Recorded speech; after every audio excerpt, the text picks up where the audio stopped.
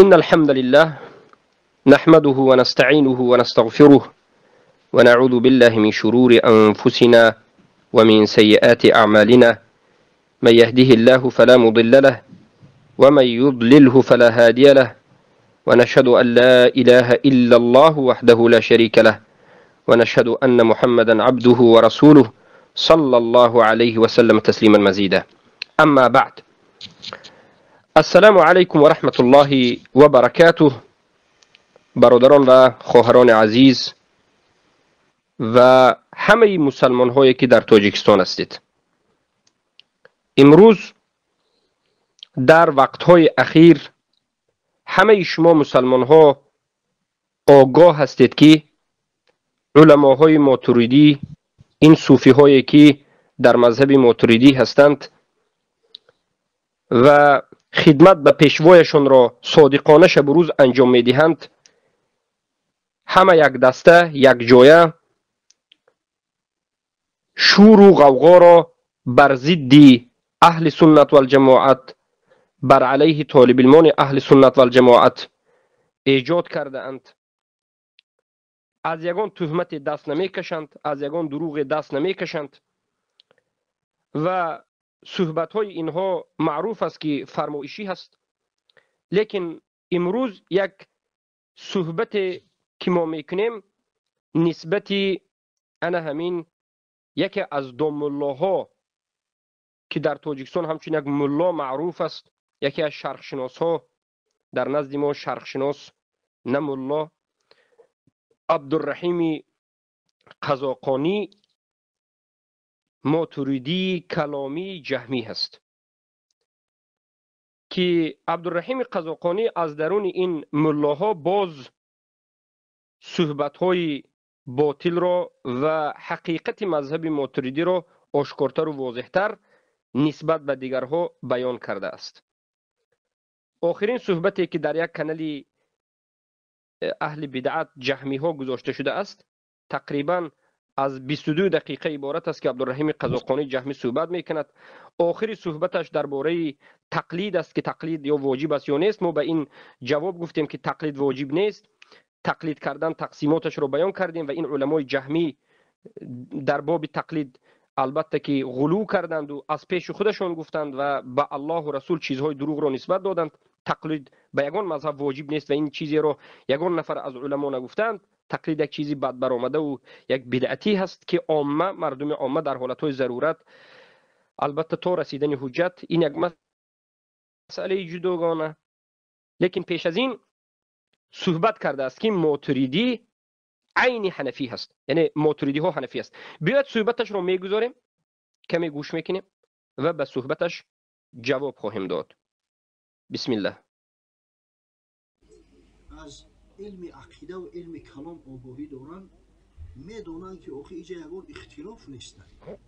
اصلا همین ابو منصور ماتوریدی شارح فقه اکبر امام اعظم ابو حنیفه ہے، شارح عقیده امام اعظم ابو حنیفه ہے و بین اینا یگان اختلاف نیست. بین امام ماتوریدی و امام اعظم ابو حنیفه بر روایت 2 نفر، بر روایت 3 نفر گذشته است. با به همون شاگردای امام اعظم ابو حنیفه میرسه. امام ابو منصور ماتوریدی میگن شما عقیده ماتوریدی دارید، شما عقیده امام اعظم ابو حنیفه دانستی. اصلا واقعا عقیده سلف صالح، عقیده ای که امام اعظم ابو حنیفه و همین ائمه اهل سنت و جماعت در او بودن، عقیده تفویض میگنش. تفویض انا اینجا دورت یعنی در تمام. اما بعد، عبدالرحیم قزاقانی ماتوریدی میگوید که ما را میگویند، یعنی کی میگوید؟ ما میگوییم که شما ای عبدالرحیم قزاقانی در مذهب ابو حنیفه اعتقادا در مذهب ابو حنیفه نیستید، فقها احکاما در مذهب ابو حنیفه هستید، اما اعتقادا مخالف مذهب ابو حنیفه هستید و شما در مذهب ماتوریدی هستید. این میگوید که انا همچنین ما را میگویند. بله این درست است، ما میگوییم. و بعد از این میگوید که مذهب ماتوریدی، عقیده ماتوریدی عین نفسی خودی عقیده ابو حنیفه هست. یعنی بین ابو منصور ماتریدی و بین عقیده ابو حنیفه هیچ فرقی نیست میگه. و همین ابو منصور ماتریدی شرح دهنده کتاب ابو حنیفه است میگه. و بعد از این به دیگر مسئله می رود و میگوید عقیده سلف صالح در باب اسما و صفات همشون اهل توفیض بودند که این یک باطلات است. ببینید در همین جا سرشوی صحبت ایشان عبدالرحیم قزاقانی ماتریدی جهمی باطل است. میگوید هر کسی که به علم کلام و عقیده درک دارد یا که فهم دارد یا علم عقیده و کلام میفهمد. علم کلام ما در کم آینده به شما میفهمونیم که علم مذموم است.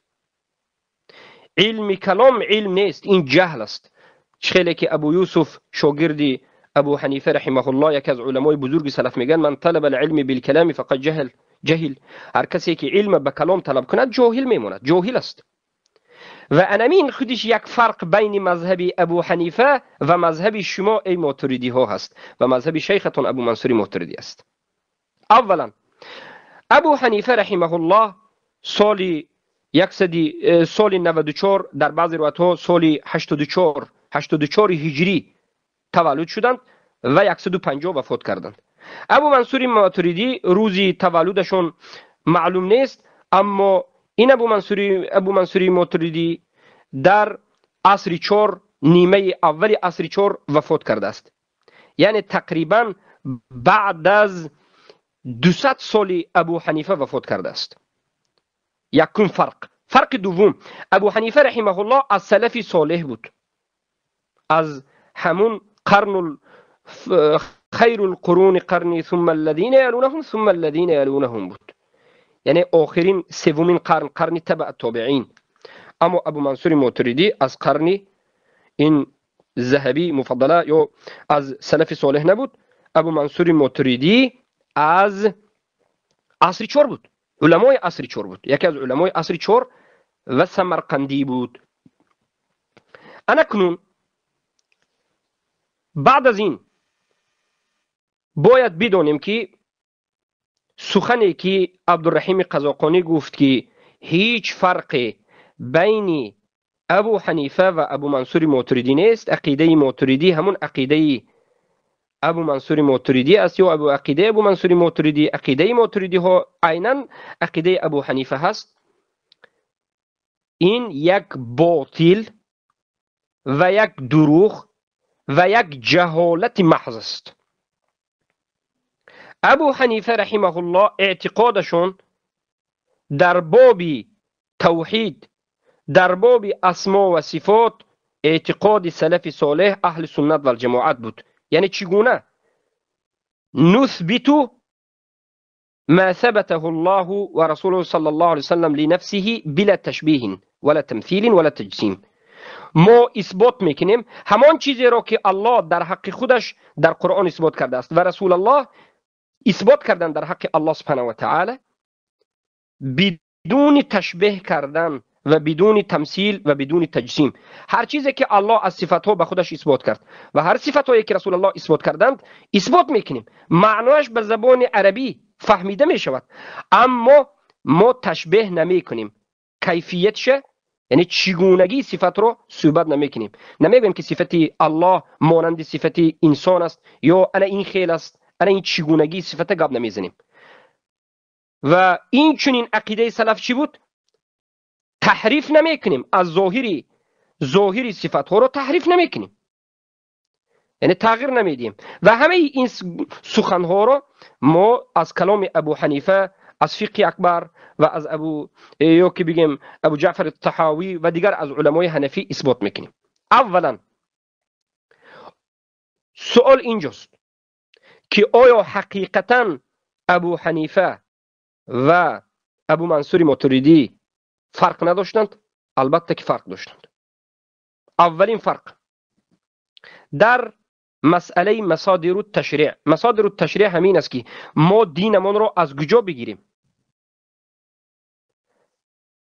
در کتاب اصول الدین عند ابو حنیفه رحمه الله، اصول الدین در نزد ابو حنیفه، صفحه 576 میگوید، 575 میگوید مصادر الدين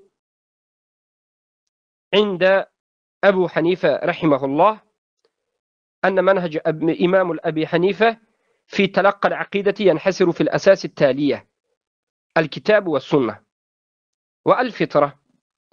كتاب وسنة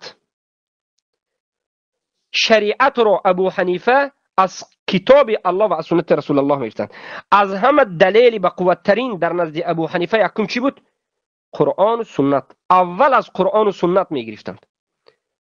در نزد ابو حنیفه همه چیز بعد از قرآن و سنت میشد. خیلی که علما میگن فالکتاب و السنه هما الاساس الاول. کتاب و سنت این اساس اول، مصدر و ریشه اول عند امام ابی حنیفه بود، در نزد امام ابو حنیفه بود. پس انا این است مذهبی ابو حنیفه. اما این چنین شاگردهای ابو حنیفه، ابو یوسف و محمد بن الحسن الشیبانی و این چنین انا همین عقیده رو بیان میکند الطحاوی در بیان اعتقاد اهل سنه و الجماعه على مذهب ابی حنیفه و دو صاحبش میگد كل ما جاء في ذلك من الحديث الصحيح عن رسول الله صلى الله عليه وسلم فهو كما قال ومعناه على ما أراد الله ولا ندخل في ذلك متأولين بآرائنا ولا متوهمين بأهوائنا. يعني در اساس همین مصدر الشریعت، یعنی در اساس قرآن و سنت، در باب اسما و صفات اعتقاد رو به وجود آوردند ابو حنیفه و شاگردانشان و گفتند انا همون عقیده طحاوی رو شما ببینید. عقیده طحاوی میگید ملا عبدالرحیم ماتریدی عقیده طحاوی رو ببینید که چی میگه. امام طحاوی میگوید که هر آن چیزی که در باب اسما و صفات ذکر شد، وارد شد در کتاب الله و این چنین در صحیح، یعنی کتاب الله و از رسول الله صلی الله علیه و سلم ثابت شد، فهو کما قال، این صفات ها چگونه که گفت انا منخل است و معناه على ما اراد الله، و معنای این صفات ها هم چگونه که الله میخواد، یعنی به کدام منهج سلف که زبان عربی است معنای این صفات ها هم عربی هست، یعنی معنای صفات ها هم به عربی گرفته می شود. ولا ندخل في ذلك متأولين بآرائنا ولا متوهمين بأهوائنا، و ما به این صفات های الله به خودش ثابت کرده یا صفات هایی که الله به خودش اثبات کرد از به واسطه سنت پیامبر صلی الله علیه و سلم پیامبر اثبات کردند، ما این صفات ها رو تعویل نمی کنیم با فکرها و اندیشه خودمون و با هوای هوس خودمون. نظر کنید به عقیده طحاوی به تعلیق البانی صفحه 26-27. این دلالت میکند که ابو حنیفه رحمه الله شاگردشون ابو یوسف، شاگردشون محمد ابن حسن الشیبانی و این چنین یکی از علمای بزرگ حنفی الطحاوی اعتقاد داشتند که در باب اسما و صفات ما مصدر تشریعمون در باب توحید، در باب ایمان، در باب اسما و صفات این قرآن و سنت است و قرآن و سنت را چگونه میگیریم؟ به ظاهرش و به معنای عربیش میگیریم و تعویل کردن اسما و صفات را، تعویل کردن صفات های الله را گمراهی و ضلالت میدونیم. چگونه که در باقی مانده سخنهای علما آمده است که محمد بن الحسن الشیبانی یکی از شاگردای ابو حنیفه میگوید خیلی که لکه در کتاب شرح اصول اعتقاد اهل السنه والجماعه مجله 2 صفحه 432 و 433 میگوید اتفق الفقهاء كلهم من المشرق الى المغرب على ان الايمان بالقران وبالاحاديث الصحيحه التي جاء بها الثقات عن رسول الله صلی الله علیه و سلم في صفه الرب عز وجل، یعنی صفات های الله رو ما فقط از قرآن و از سنت میگیریم. به اتفاق همه مسلمان ها تعویل و تحریف در اینجا وجود ندارد. تعویل و تحریف درست نیست. چخیلی که عقیده ابو حنیفه رو در باب اسما و صفات خودی ابو حنیفه و شاگردانشان بار دیگر بیان میکنند. چه خیلی که در کتاب بحر الکلام صفحه 26 آمده است، میگن نؤمن بالله، ایمان میاریم به الله، و بما جاء من عند الله على ما اراد الله، و هر آن چیزی که از نزد الله آمد به همون مقصدی که شریعت میخواهد، یعنی الله و رسول میخواهد، و على ما اراد به رسول الله، و هر آن چیزی که رسول الله میخواهند، یعنی گفتند و خواستند. ولا نشتغل بکیفیت مراد الله، و ما مشغول نمیشویم به چگونگی اراده الله، مراد الله، مقصد الله. و بما جاء من عند رسول الله، و هر آن چیزی که از نزد رسول الله آمد صلی الله علیه و سلم. معنای این سخن چیست؟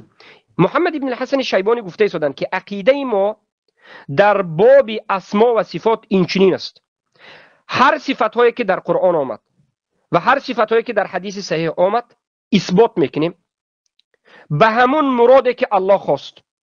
الله چگونه قرآن و سنت رو نازل کرد؟ عربی مبین، هر کلمه معنا دارد، معنای کلمه ها را چگونه که عربی میخواد میخواهیم، اما کیفیت و چگونگی صفت ها را صحبت نمیکنیم. مذهب حنفی ها در باب صفت الله، اسما و صفات، عیناً مذهبی همه سلف صالح است.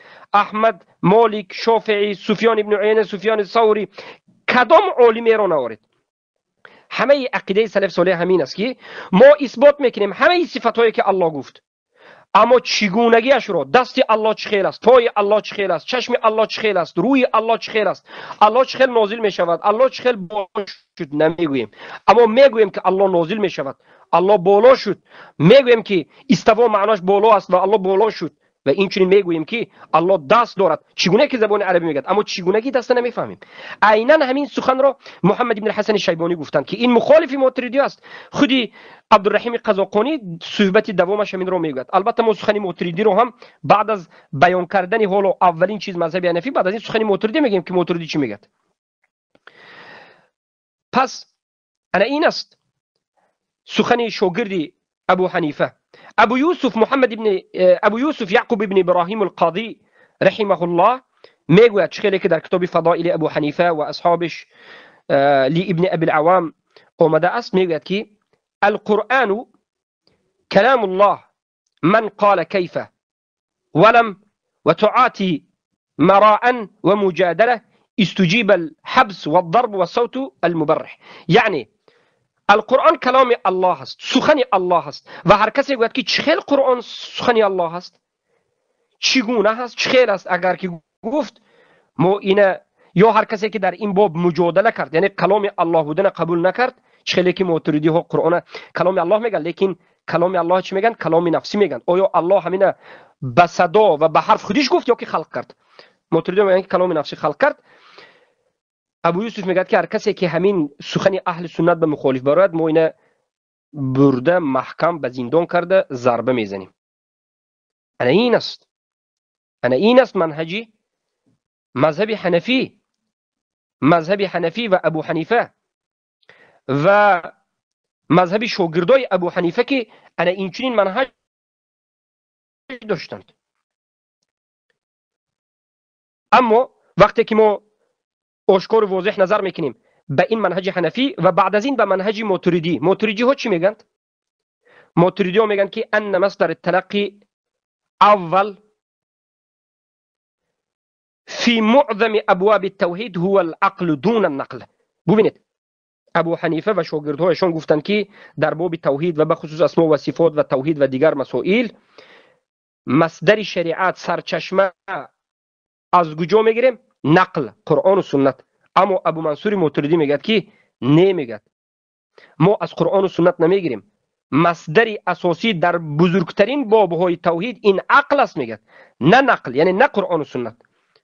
مرحمت نظر بکنید به کتابی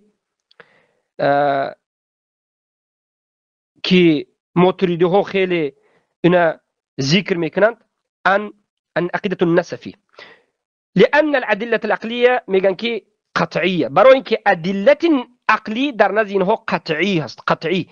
ادله قرآن و سنت، دلیل قرآن و سنت ظنی هست، گمانی هست، اما دلیل عقل قطعی هست میگد. نظر بکنید به کتاب اشارات المرام صفحه 189 199 و شرح عقاید النسفیه صفحه 5 و صفحه 142. من حالا بزرگترین کتاب های ماتریدی را گفته شدم. اگر تو آقای جنابی عبدالرحیم قزاقانی در حقیقت ماتریدی ها را دفاع کردن بخواهی، مرحمت در اینجا ذکر بکن که این کتاب های اصلی مذهبی ماتریدی چی میگد. و نشر التوالع صفحه 228 و شرح الموقف مجله 8 صفحه 24 همه اینها ذکر میکنن که اصل در نزد ماتریدی ها عقل است. خودی ماتریدی ها گفته هستند، کتاب های ماتریدی است. زیرا که ماتریدی ها میگن که السمعیه فهی ظواهر الظنیه، سمعی این ظواهر ظنی است، یعنی چیزهای ظنی است. سبحان الله. یعنی وقتی که قرآن و سنت با عقل مخالفت میکند یا عقل ماتریدی ها با قرآن و سنت مخالفت میکند، چیکار میکنند؟ عقل با قرآن و سنت مخالفت کرد، ماتریدی ها عقل میگیرند، قرآن و سنت ترک میکنند. اهل سنت و الجماعت وقتی که قرآن و سنت با عقل مخالفت کرد، قرآن و سنت میگیرند و عقل خطاگیش بیان میکنند. و ابن تیمیه رحمه الله 8 مجلد کتاب نوشتند عدم التعارض بین العقل و النقل. اگر عقل انسان صحیح باشد هرگز به قرآن و سنت مخالفت، قرآن و سنت به عقل صحیح مخالفت نمیکند. وقتی که قرآن و سنت به عقل تو مخالفت کرد، پس تو عقل صحیح نداری میگند. زبیدی در کتاب شرح الاحیاء الزبیدی حنفی ماتریدی در مجله دوم صفحه 105 106 میگد. ببینید این زبیدی کی است؟ زبیدی حنفی ماتریدی است، عقیدتا ماتریدی، فقها حنفی. میگد که هو ان الشرع انما ثبت بالعقل، میگد همانا که میگد شریعت ثابت شد به عقل، نه به قرآن و سنت، نه به نقل، بلکه به عقل. میگد فلو اتى الشرع بما يكذب العقل فهو شاهده للبطل الشرع والعقل معا. اگر شریعت یگان چیزی رو ذکر کند که عقل دروغ میشمارد، پس و هو شاهده لبطل الشرع والعقل معا، پس این شهادت میتد که هم عقل و هم شریعت نابود میکند. اذا تقرر هذا فنقول كل لفظ يرد في الشرع وهو مخالف للعقل اما ان يتواتر او ينقل احادا، والاحاد ان كان نصا لا يحتمل التاويل قطعنا فبافتراء نافلته او سهوه او غلطه، وان كان ظاهرا فظاهره غير مراد، وان كان متواترا فلا يتصور نص لا يحتمل التاويل بل لابد ان يكون ظاهرا. یعنی میگه که هر یک دلیلی که از قرآن و سنت ذکر شد و ما اون فهمیده نتوانستیم و این قرآن و سنت به عقل ما مخالف آمد، چیکار میکنیم؟ میگد ماتریدی ما میگد این آیت ها را و این احادیث ها را تعویل میکنیم. میگد از پیش خودشون کدام معنا بخواهند میبرن. الله المستعان. برای همین است که ماتریدی ها و اشعری ها میگویند العقل قبل النقل، عقل پیش از نقل است، عقل پیش از قرآن و سنت است. اکنون فهمیدید که عقیده ابو حنیفه دیگر عقیده است. ابو حنیفه عقل نمیگوید، ابو حنیفه میگد که قرآن و سنت. ابو حنیفه علم کلام نمیگد، ابو حنیفه قرآن و سنت میگد. ابو حنیفه کلام را رد میکنه. خیلی که در آینده میگویم، کمی صحبت ما شاید دور دراز شود. پس واجب برای همه مسلمان اگر حنفی باشد چی است؟ حنفی باشد باید ان همین عقیده رو بگیرد که الطحاوی در بیان اعتقاد اهل سنت و الجماعت با مذهب ابو حنیفه میگوید، با مذهب ابو حنیفه و شاگردای ابو حنیفه میگوید ولا نثبت قدم الاسلام الا على ظهر التسلیم والاستسلام. ما قدم اسلام رو اثبات نمیکنیم مگرم از ظهر تسلیم، یعنی از جهت قرآن و سنت، از عقل خودمون نمیگه، ما از جهت قرآن و سنت اثبات میکنیم. میگه نظر بکنید به شرح العقیده الطحاوی صفحه 27. ابو مظفر السمعانی میگوید اعلم ان فصل ما بیننا و بین المبتدعه هو مسئله العقل. ببینید حنفی های حقیقی، ببینید چی گفتند. حنفی های حقیقی گفته ایستادند به مانند طحاوی، به مانند مظفر السمعانی، گفته ایستادند که ما عقل رد میکنیم، عقل بازهای انکار میکنیم. هر کسی که در باب اسما و صفات عقل میدارد انکار میکنیم، توحید به عقل میدارد انکار میکنیم. و ابوالمظفر سمعانی میگوید که بدان ای مسلمان، همانا که فرق جدا کننده بین ما و بین اهل بدعت این مسئله عقل است میگد.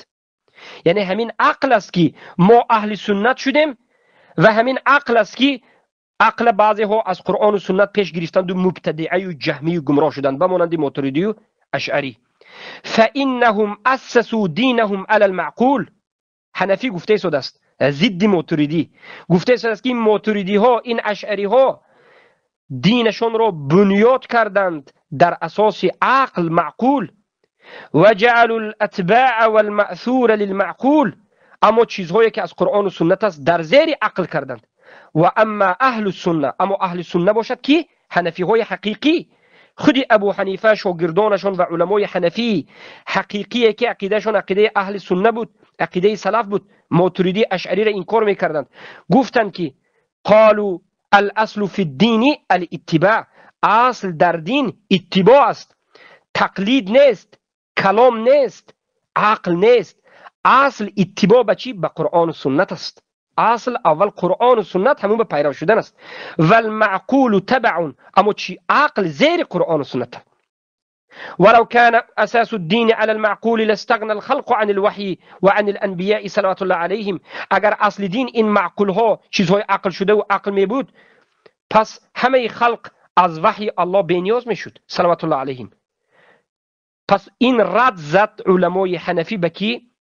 به ماتریدی ها. نظر بکنید به کتاب صون المنطق صفحه 186 انی سمعانی میگد.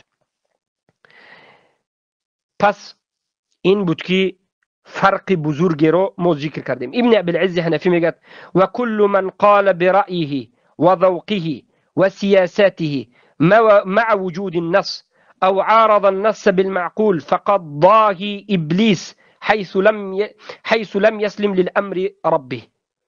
و هر کسی که سخن بگوید در اساس عقلش، رأیش، ذوقش، در حالتی که قرآن و سنت وجود دارد، پس این انسان پیروی به عقلش کرده که شیطان ابلیس عقل او را اداره میکند و این یکچند آیت های الله را رد کرده است. میگد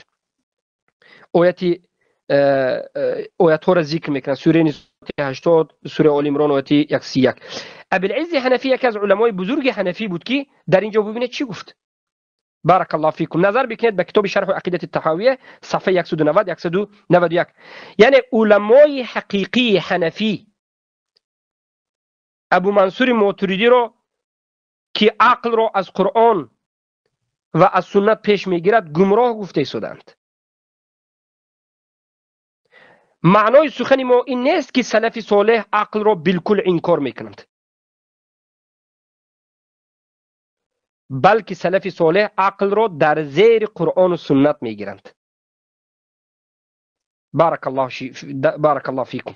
وقتی که عقل یگان چیز را نفهمید، قرآن و سنت را انکار کرده تعویل نمی کنند، بلکه قرآن و سنت در بالای عقل است، نه عقل در بالای قرآن و سنت. بارک الله فیکم. پس انکنون یکم مسئله فرق اول به شما معلوم شد. مذهب حنفی و علمای شاگردای حنفی های حقانی می گفتند که ما دینمون رو در اساس قرآن و سنت میگیریم، عقل در زیر نقل است و ما هرگز اگر یک چیزی رو نفهمیم از پیش خودمون به عقلمون به فکرمون تعویل و تحریف نمیکنیم. اما ماتریدی ها میگفتند که اول عقل است و هر چیزی که از آیات های قرآن فهمیده نشد ما اینو متشابه میگویم و یک بار تعویل میکنیم. چخیلی که عبدالرحیم قزاقانی خودش همین سخن را میگوید. بگذارید برادر کمی سخنش رو گوش بکنیم. چخیلی که همین سخن میگوید. سنت و جماعت در او بودن عقیده تفویض میگنش. تفویض یعنی در آیات متشابه، در صفات خبری و متشابه خدای تعالی اینا همه تفویض به سوی خدا میکردن، به سوی خدا حوالش میکردن. الله اعلم بمراده. мақсад худои таоло худаш донотарай ки ғарази мақсад чияй. Шарҳш намедоданд, тафсирш намекарданд. тафсир шарҳ таъвили оёти муташобиҳа бидъат медонистанд. ҳамдигар аз ин кор манъ мекарданд. мо ақидаи аҳли тафвиз ҳами ақидаи имоми аъзам Абу Ҳанифаро болои чашму сар мегзорем. ақидаи асосии мо ҳамин аст. вақте ки ақидаи доред бародар бо як бор дорем мегӯяд ки ақидаи салафи солеҳ ақидаи тафвиз буд, ақидаи Абу Ҳанифа ҳам тафвиз буд. мо ҳам ҳамин ақидаро сари боло мебардорем. тӯҳмати маҳз аст. ақидаи тафвиз ҳатто ақидаи Матуридӣ нест. ақидаи тафвиз ҳатто ақидаи Абулҳасан ал-Ашъарӣ нест. ақидаи тафвиз як ақидаи ҷудогона аст. дар замони салафи солеҳ касое ки тафвиз карданд, Абу Ҳанифа онҳоро гумроҳ гуфтанд ва тамоми уламои салаф аз Аҳмаду, аз Суфён ибн Уяйнаю, Суфёни Савриву, Молики Шофеӣ аҳли тафвизро гумроҳ гуфтанд. ақидаи аҳли тафвиз чӣ гуфтани сухан аст? чӣ маънӣ дорад? тафвиз чӣ маънӣ дорад? тафвиз яъне ба Аллоҳ мегузорем. маънои тафвиз ҳамин аст ки яъне мо ҳамин сифатҳои Аллоҳро зоҳирашро мегирем ки яд аст.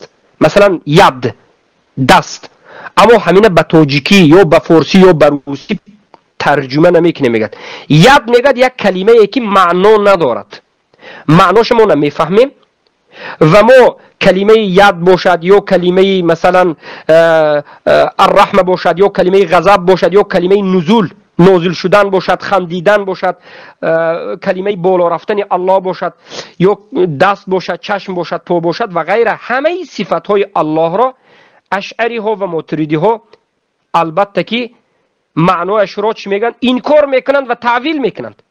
ақидаи инҳо таъвил аст. аммо мегӯяд ки мо тафвиз ҳастем. дурӯғ мегӯяд, зеро ки дар давоми суханаш худиш мегӯяд ки мо таъвил мекунем. лекин ақидаи тафвиз чи аст? таъвил намекунанд. мегӯянд ки мо дасти Аллоҳ маънош қудрат ё ягон чизи дигар намегӯем. аммо намегӯем ки маънои яд чи аст? намедонем. яд чӯб аст? мегӯянд ки намедонем. мумкин чӯб аст, мумкин санг аст, мумкин даст аст. ин калима бемаъно ҳаст. маънои тафвиза фаҳмидед? яъне сифатҳои Аллоҳ калимаҳое ки омад, ин калимаҳо маъно надорад. аз ин калимаҳо мо ҳеҷ чиз намефаҳмем.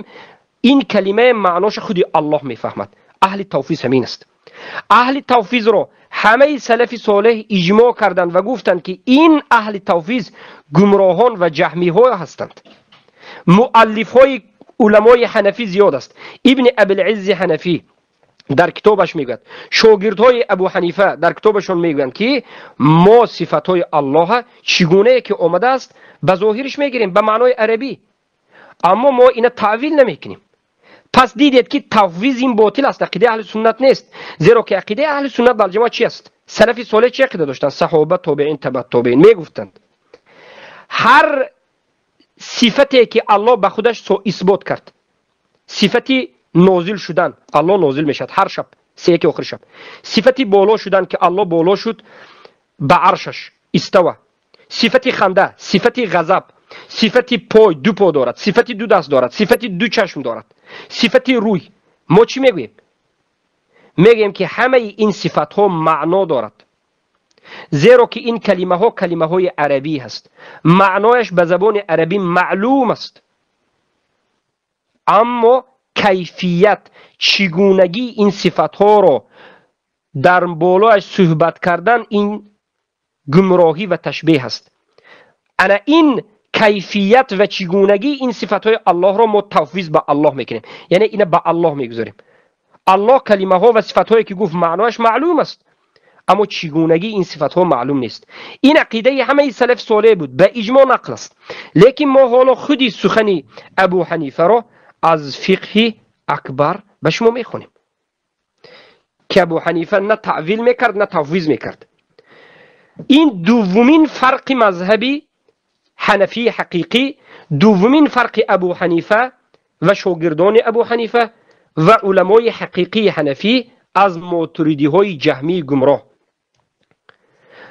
ва Абу Ҳанифа мегӯянд дар китоби Фиқҳул Акбар сафҳаи 302 дар шарҳиш назар бикунед, мегӯянд ки ولا يقال إن يده قدرته أو نعمته. هرگز نمیگوییم و هرگز گفته نمی شود که دست الله این قدرت الله است یا نعمت الله است، لأن فيه ابطال الصفه، زیرا اگر ما دست الله را قدرت الله یا نعمت الله بگیم یا دست الله را به معنا گوییم، معنای اینه فقط الله میداند بگوییم، یا تعویل کنیم به دست الله را به قدرت و نعمت، در این حالت صفت الله را ما ابطال کردیم، یعنی الله صفت اثبات کرده را اثبات نکردیم. این سخنی کی است؟ دست الله را کی قدرت میگوید؟ دست الله را کی نعمت میگوید؟ ابو حنیفه گفتند و هو قول اهل القدر والاعتزال، این سخن اهل قدر است، قدریه ها و اعتزال معتزله ها است. برادرای عزیزم، اکنون فهمیدید که ابو حنیفه ابو منصور ماتریدی را قدری، معتزلی، جهمی گفته ایستاد است، زیرا که ابو منصور ماتریدی میگوید که ید الله قدرته، در بعض جا میگه که ید الله نعمته، غضب الله را میگه که قوته، خندیدن الله صفت خنده را میگه که این رضاه. اکنون فهمیدید که تعویل کردن در مذهب ابو حنیفه نیست. ابو حنیفه شاگردانشون یگان از صفت الله را تعویل نکردند و تعویل کننده ها را گمراه گفتند، گمراهی که قدری یا معتزلی که اینها در باب صفات جهمی بودند. پس این منهجی کی بود؟ منهجی سلف صالح بود. نظر بکنید به فقه اکبر صفحه 306 یا که فقه الابسط صفحه 56. در فقه الابسط هم میگد، ما میگد ببینید فابا ای ولی الید، یعنی امام ابو حنیفه دست کشیدن که نگفتند که دست الله قدرت الله یا نعمت الله است و نگفتند که والرضا ثواب، رضای الله ثواب الله نگفتند، غضب عقاب نگفتند. خیلی که در فقه اوسط صفحه 56 وجود دارد. اما ابو منصور ماتریدی و ماتریدی ها، ابو منصور ماتریدی در کتاب توحید و نصفی در کتاب عقیده نصفی و شرح دهنده‌اش اینچنین، اینها همه اش میگوید که الله المستعان، دست الله این نعمت الله و قدرت الله، روی الله را با مثلا به قوت و به دیگر سخنها رضا را به ثواب و غضب را به عقاب اینها تعویل میکنند. پس آیا فرق بین ابو منصور ماتریدی و حنفی، ابو حنیفه و شاگردانشون و حنفی های حقیقی وجود دارد؟ بله وجود دارد. ابو حنیفه در عقیده سلف صالح بودند در باب اسما و صفات و در باب توحید. ابو منصور ماتریدی در این عقاید توحیدی و در توحید اسما و صفات اعتقادش اعتقاد کلامی ها بود، اهل کلام بود و تعویل میکرد، یعنی جهمی بود. ابو منصور ماتریدی و ابو الحسن الاشعری جهمی بود. حالا ببینید ما یک سخن دیگری ابو حنیفه را ذکر میکنیم که میگه که ینزلو بلا کیف. ابو حنیفه میگه که الله سبحانه و تعالی نازل می شود. بله کلمه نازل شدن معناش معروف است، ینزل یعنی نازل می شود. صفت نزول به الله می دهیم به معنای عربی، الله نازل می شود، اما بلا کیفین، چگونگیش را نمیدونیم. ما اثبات میکنیم صفت الله را، اما مانند نمیکنیم صفت الله را به صفت یگان مخلوقی. انمین بود مذهب سلف، انمین بود مذهب ابو حنیفه. اما ابو منصور ماتریدی اینه قبول نمیکند. سبحان الله. در جای دیگر میگوید که ابو حنیفه میگوید که خود ابو حنیفه رو ببینید چی میگه. ابو حنیفه رحمه الله میگه که وله ید، الله دست دارد، و وجه، الله روی دارد، و نفس، الله نفس دارد، کما ذکر الله تعالی فی القرآن، چگونه که الله سبحانه و تعالی در قرآن ذکر کرد. فيما ذكر الله تعالى في القرآن من ذكر الوجه واليد والنفس صفات بلا كيف. همه اینها صفت الله است، دست و وجه و نفس، نفس همه نفس بگیم، نفس ما خیلی که در این باب درس هم کرده هستیم، همه اینها نفس، وجه و ید، همه اینها صفت الله هست.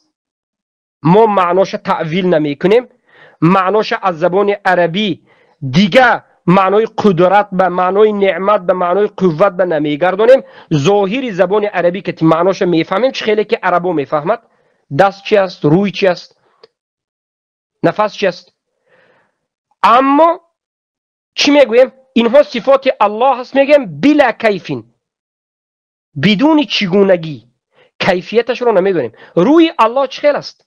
والله اعلم، ما نمیدونیم. انا اینجا ما تفویض میکنیم، الله به میسپاریم. من اینجا برای که الله به ما خبر نداد که روی الله چه خیلی است. دستی الله چه خیلی است ما نمیدونیم. دستی الله رو به هیچ کسی مانند نمیکنیم. درباره ببینید این سخن ابو حنیفه در کتاب فقه اکبر با شرحش ملا علی قاری صفحه 58 59 و این چنین با شرح ابوالمنتهی صفحه 13 و 14 و در کتاب اشارات المرام صفحه 187 192 ذکر شده است. مذهب حنفی است، این است. همه صفات ها رو قبول کردند، به زبان عربی معناش میفهمیدند، اثبات میکردند، اما چگونگیش سخن نمیکردند. یعنی مشبهه یا مجسمه یا ممثله نمیشدند، تشبیه نمیکردند الله رو به کسی. و در جای دیگر ابو حنیفه میگویند خیلی که در فقه الابسط خود ابو حنیفه گفتند صفحه 56 ذکر شده است و بیاضی در کتاب اشارات المرام صفحه 187 می آورد که در باب صفت الله سبحانه و تعالی صحبت میکرد. در صفت غضب و رضا آمد و گفت لا یوصف الله سبحانه و تعالی بصفات المخلوقین. الله سبحانه و تعالی را ما به صفات های مخلوق صفات مخلوق را به الله نمیدیم یا صفات های الله را به مخلوق مانند نمیکنیم. و غضبه و رضاه صفتان من صفاته بلا کیف. غضب الله و رضای الله این دو صفت الله هست، همین به معنای عربی معنا دارد. نگفت که نفوض الی الله، نگفت ما این تفویض به الله میکنیم، نگفت، گفت که غضب معلوم است، رضا معلوم است، این دو صفت الله هست بلا کیف، اما چگونگیش رو نمیدونیم. یعنی غضب الله چه خیلی است ما نمیدونیم، رضا شدن الله چه خیلی است، رضاگی الله چه خیلی است ما نمیدونیم، کیفیتش رو نمیدونیم. مرحمت خودی ابو حنیفه گفته است. از این سخنهای ابو حنیفه آشکار و واضح ثابت شد که در باب صفات ابو حنیفه رحمه الله در اساس قرآن و سنت با فهمی صحابگان میگرفتند، اثبات میکردند صفات ها را، اما چگونگیش را صحبت نمیکردند. اما ماتریدی ها چی؟ ماتریدی ها آشکار و واضح مخالفی ابو حنیفه برآمدند. در بعض جاها تفویض کردند، یعنی صفات ها را گفتند که معنا ندارد، الله میداند، این کلمه های خشتی خالی است گفتند. در جای دیگر تعویل و تحریف کردند. سبحان الله. پس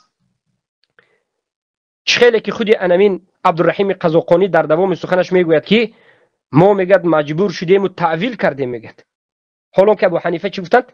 تعویل وجود ندارد گفتند. بگذارید سخنش رو باقیمانده‌اش رو. حالا فهمیدید که ابو حنیفه مذهبشون تفویض نبود، ماتریدی تفویض بود و ماتریدی مخالف ابو حنیفه است. تعویل هم نبود، ابو حنیفه آشکار واضح سخنشون رو خوندیم که مخالف تعویل هستند. حالا ببینید که عبدالرحیم قزاقانی خودش رو حنفی میگرد و مخالف ابو حنیفه است و جهمی هست. درباره تعویل در دوام سخنش چی میگه؟ بگذارید. بارک الله فیکم. اولویش برای خدای تعالی مکان مقرر نمیکنن که خداوند بر عرش یا در سر عرش یا فوق عرش یا برای خدای تعالی حرکت و سکون مقصد که تعیین نمیکنن.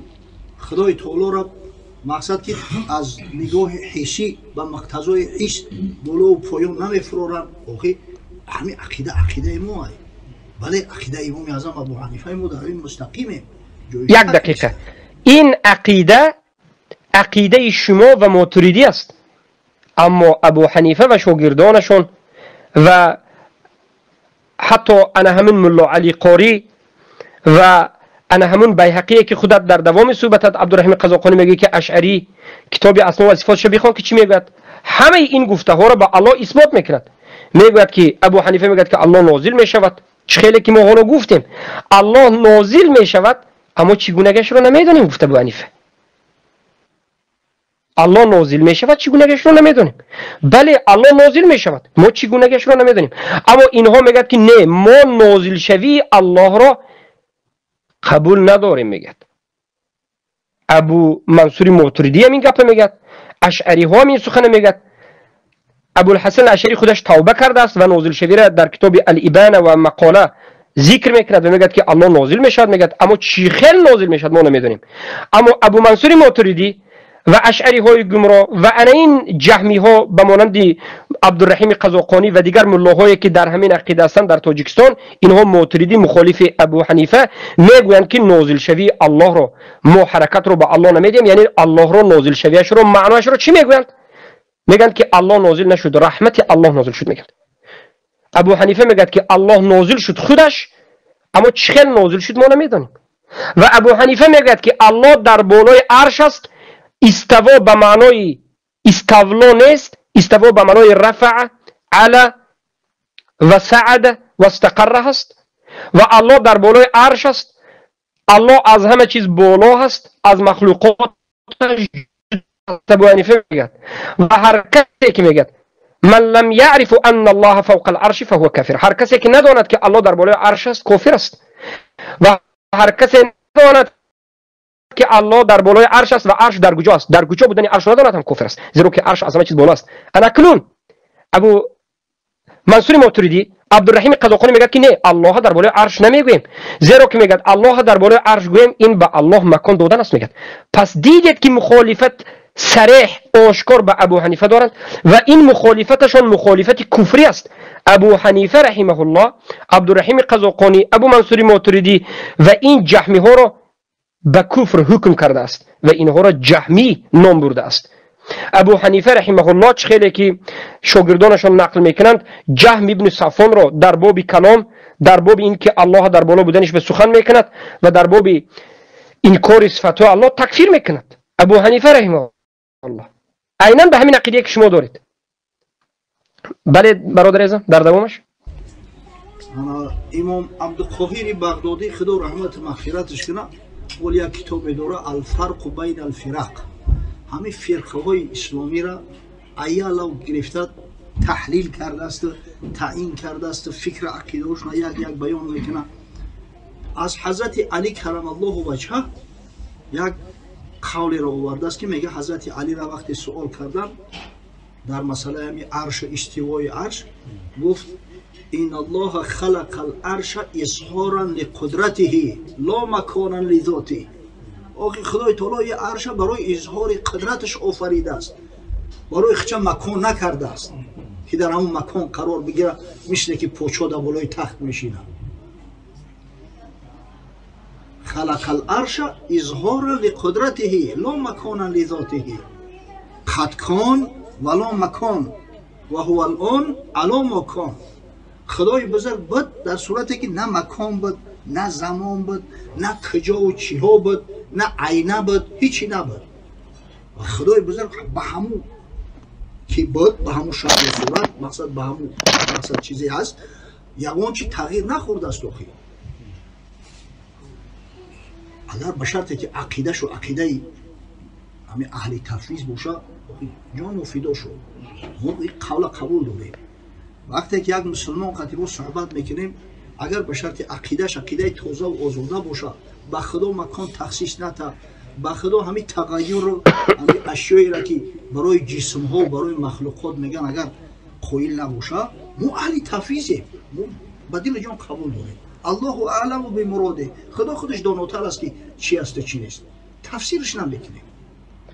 اما وقتی که عقیده های مختلف پیدا شدن، گروه های گمراه پیدا شدن در عقیده مسلمان ها، وقتی که خدشه وارد کردن، مقصد گروه های باطله و زاله مثل معتزلیه پیدا شد، مثل اینا مجسمه ها پیدا شدن، مشبیه ها پیدا شدن، برای خدا مکان قرار دادن، خدای تعالی را جسم گفتن.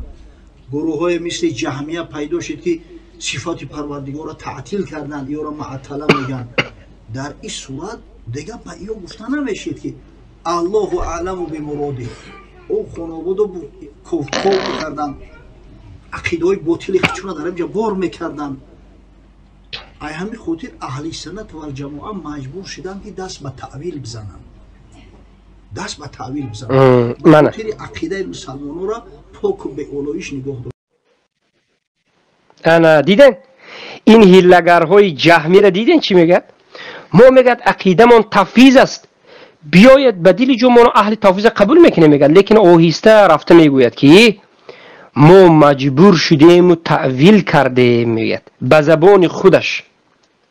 حالا آنکه سخن ابو حنیفه رو کمی پیشتر به شما قرائت کردیم که لا نؤول گفت و تعویل کننده ها را مذهبی که گفت قدری اعتزال گفت. خیلی که گفتیم این یده قدرته او ولا یقال این یده قدرته او نعمته لأن فيه ابطال الصفة وهو قول اهل القدرة والاعتزال. گفته نمی شود که دست الله قدرت الله یا نعمت الله است. اگر هم خیل صفات های الله، هر یک صفات های الله معنایش رو ظاهرش رو نگرفته به دیگر معنا از پیش خودت، از فکر خودت، از شیطان، ای ابو منصور ماتریدی و شاگردانت، ای اشعری ها، ای عبدالرحیم قزاقانی جهمی بروی، ابو حنیفه میگه که تو صفات های الله ابطال کردی، ملحد در صفات های الله شدی. و این قول قدریه ها و معتزله ها و جهمی ها است. نظر بکن به کتاب فقه اکبر صفحه 306، طبعاش مختلف است، صفحه شاید مختلف باشد. پس مخالف ابو حنیفه صحبت کرد، میگه که از مجبوری تعویل کردیم. هیچ مجبوری وجود ندارد. اینها به مانندی کی هستند؟ به مانند دروغگویان هستند که بجز دروغ و بجز عقل دیگر دین ندارند. یعنی یک مراتب تفویض میگن. تفویض چیست؟ تفویض تعویل نکردن صفت است. تفویض معنا ندادن به صفت است. تفویض و تعویل این دو چیزه که به هم دیگرش راست نمیاد. یعنی ما اهل تفویض گفتن چی معنی دارد؟ ما اهل تفویض گفتن معناش این که ما یگان صفت رو معنا نمیدیم، اما ما تعویل کردیم. گوید چی معنی دارد؟ ما صفت رو معنی دادیم. خیلی که ماتریدی آمدند و ید رو قدرت و نعمت گفتند، استوا رو استولا گفتند و غیره و غیره. و عیناً انا همین مشکلی رو خود ابو منصور ماتریدی دارد. بله ما گفتیم در یک جا ابو منصور ماتریدی تفویض میکند و در یک جا تعویل میکند. بیایید ما تعویل ابو منصور ماتریدی رو از کتابش به شما بیان بکنیم.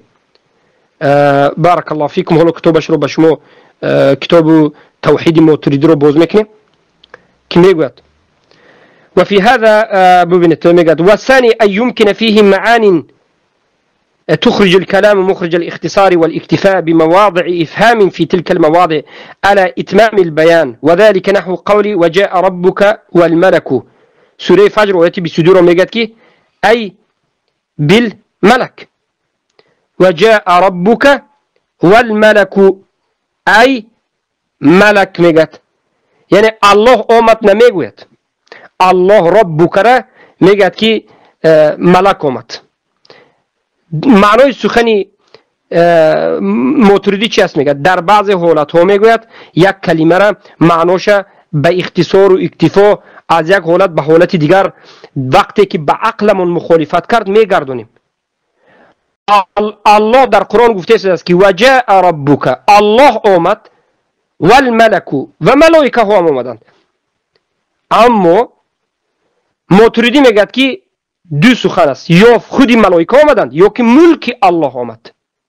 ملک الله آمد یا که ملائکه آمدند. تمام ملک و ملائکه آمدند، خودی الله نآمد. میگه این سخن رو ابو منصور ماتریدی از کی گرفت؟ از عقیده باطل که عقل پیش از نقل بود، از عقل.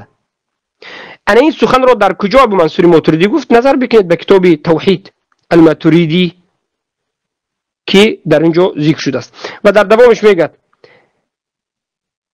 أي بربك فقاتل إذ معلوم أنه يقاتل بربه فهم منه ذلك، وذلك قالوا فاذهب أنت وربك أي بربك. این سخن رو هم میگه در کتاب تاویلات اهل سنیش مجله 1 صفحه 84 ذکر میشد، یا کتاب توحید للماتریدی صفحه 74 75 صفحه این صفحه رو نظر بکید، تاویلات وجود دارد. پس ماتریدی آمد در بعض جا تفویض کرد و در بعض جا تعویل کرد. همون کاری رو که ابو حنیفه نکردند، یعقوب ابن ابراهیم ابو یوسف شاگرد ابو حنیفه نکردند، محمد ابن الحسن شیبانی نکردند، ملا علی قاری هم بسیار این کارها رو نکرد. پیش از اینها الطحاوی نکرد، ابو جعفر الطحاوی، یگان نفر از سلف صالح پیش از اینها نکردند. انا همین اشعری ها و ابو منصور ماتریدی این کار کرد. عقیده اینها از جهمی ها، معتزله و قدری ها به وجود آمد. سبحان الله.